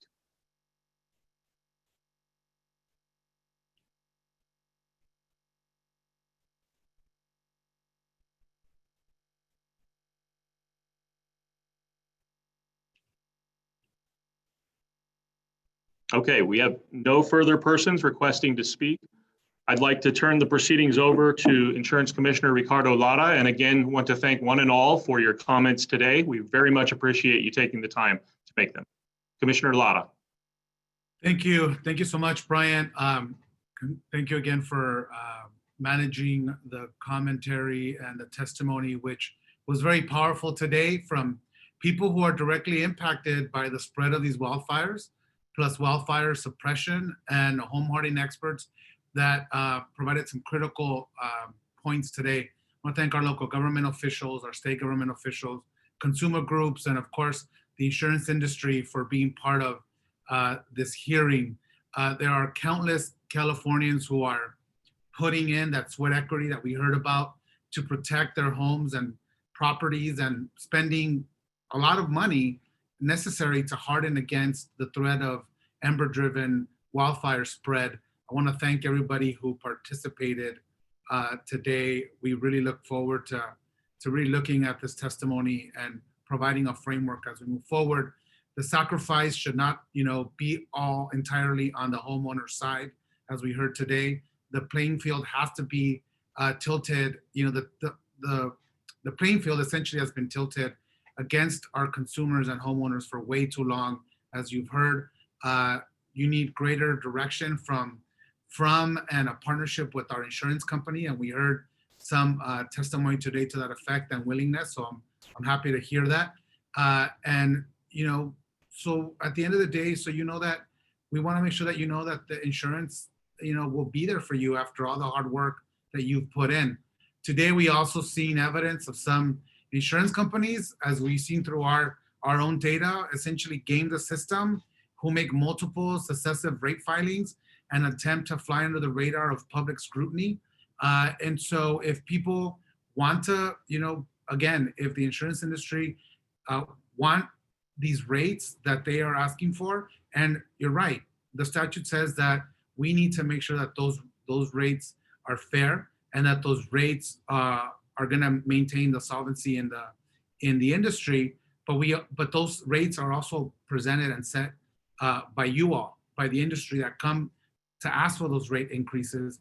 So we want you to be fair with us. We want you to be honest with what you need, and so that we can better understand and work with you in terms of what is the actual rate that you're going to need moving forward. And I think, we've heard from consumers that this successive 6.9 increases only continues to harm people year after year after year, because we're not getting to a point where we're being honest with consumers about what the actual rate is that you're going to need as an industry. And so we look forward to having more conversations about that. As the chief regulator of the nation's largest insurance market, I'm committed to look at how we give insurance companies the tools to better manage that risk so that we can maintain a competition and a competitive market. In return, however, there has to be a firm commitment from the voluntary insurance market to provide and maintain insurance for Californians. For years, California and other states have warned repeatedly to prepare for the impact of climate change, the impact of extreme heat, and what that is doing to our communities. The fact is that many of the residents that you heard from today who live in these communities, are now a victim of a confluence of these issues happening that did not exist prior to global warming and these extreme heat occurrences that we're having. Insurance companies that threaten to withdraw from regions of our state essentially defy the central purpose for insurance, to incentivize home hardening behaviors that will reduce this risk. We want to work with you to really, provide that essential insurance to these communities who, again, are being impacted twice, not only by these fires, but by non-renewals. Insurance companies make money by taking on measured risk and spreading it, not shrinking from it. In other words, insurance companies must not cherry pick some homeowners and leave others without any options. Not only is this type of insurance company behavior, in my opinion, short-sighted, it ignores the reality that for many people, their home is their largest asset. And if they cannot find insurance, we threaten that. Many rural residents are retirees, as we heard, on fixed incomes. working people that essentially have been pushed from the urban core. You heard stories of that over and over again. So when people can't obtain affordable insurance and have no incentive to harden their communities, it can lead to a downward spiral of increased community wildfire risk, falling home values, lower property tax rolls, and less revenue for basic services like emergency response and school facilities for our children. My responsibility is, again, to safeguard a healthy, competitive market that provides options for people. Insurance companies who have essentially profited off our state's residents for decades cannot simply leave these communities at a critical moment. Insurance companies must, in my opinion, join state and local leaders in promoting safer building practices and fire-safe home maintenance. And we also have a responsibility to look out for those who are hurt by the most increasing occurrences of these wildfires. So rather than walking away from these areas, it's time to show our resolve and commitment to home hardening strategies and insurance rewards that can move the needle on risk.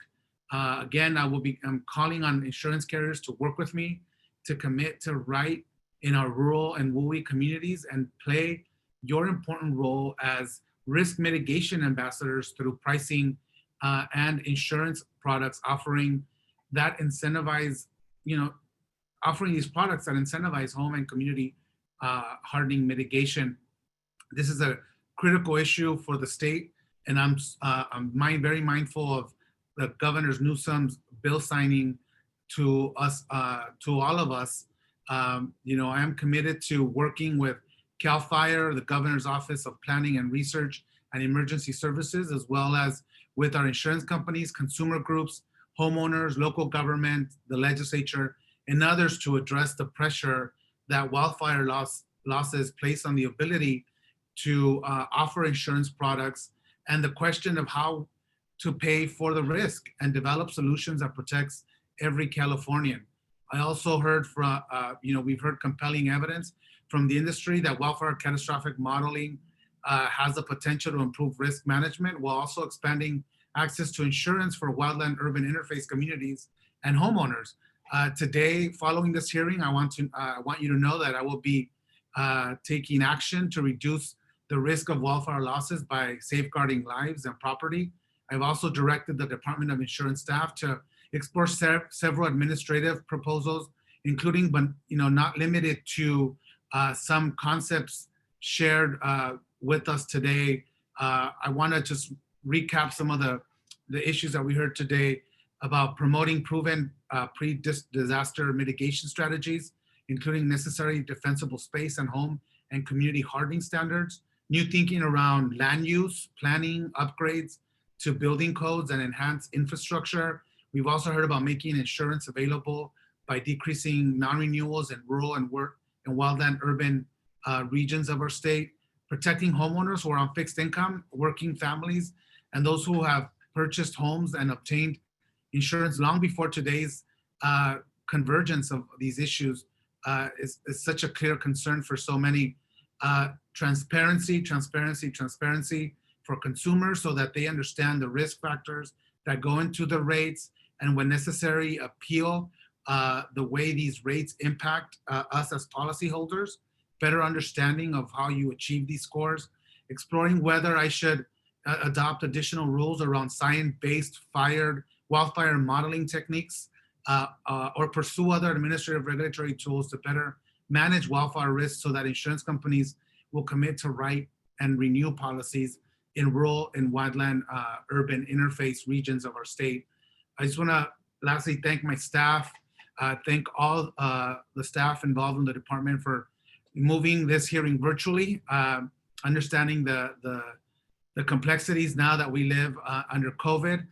Thank you to the hundreds of testimony and the people from all over the state who joined us to have this critical discussion as we continue to move forward towards regulatory solutions that will provide transparency, protect our consumer, protect our insurance market, and the availability and affordability of insurance in our great state here of California. I want to thank you all for joining me today and for your continued efforts with me and my staff in the weeks and months ahead as we confront this changing climate, addressing consumer needs, and leveling the playing field for consumers while also creating a more resilient, sustainable insurance market here in California. Thank you so much. This concludes our hearing, and I appreciate everybody's time. Again, if you need any assistance regarding your home owner's policy or have any questions for the department, do not hesitate to call us at 1-800-927-4357. These are live conversations with insurance experts that are from the department that can speak multiple languages to help you with your insurance needs. Please, we want you to use us as a resource. We are here for you. Our job is to protect and look out for you and give you the best advice as you continue to look at what insurance options are there for you and your family and your business. You can also reach us at insurance.ca.gov. Thank you so much. Enjoy the rest of your day and please stay safe.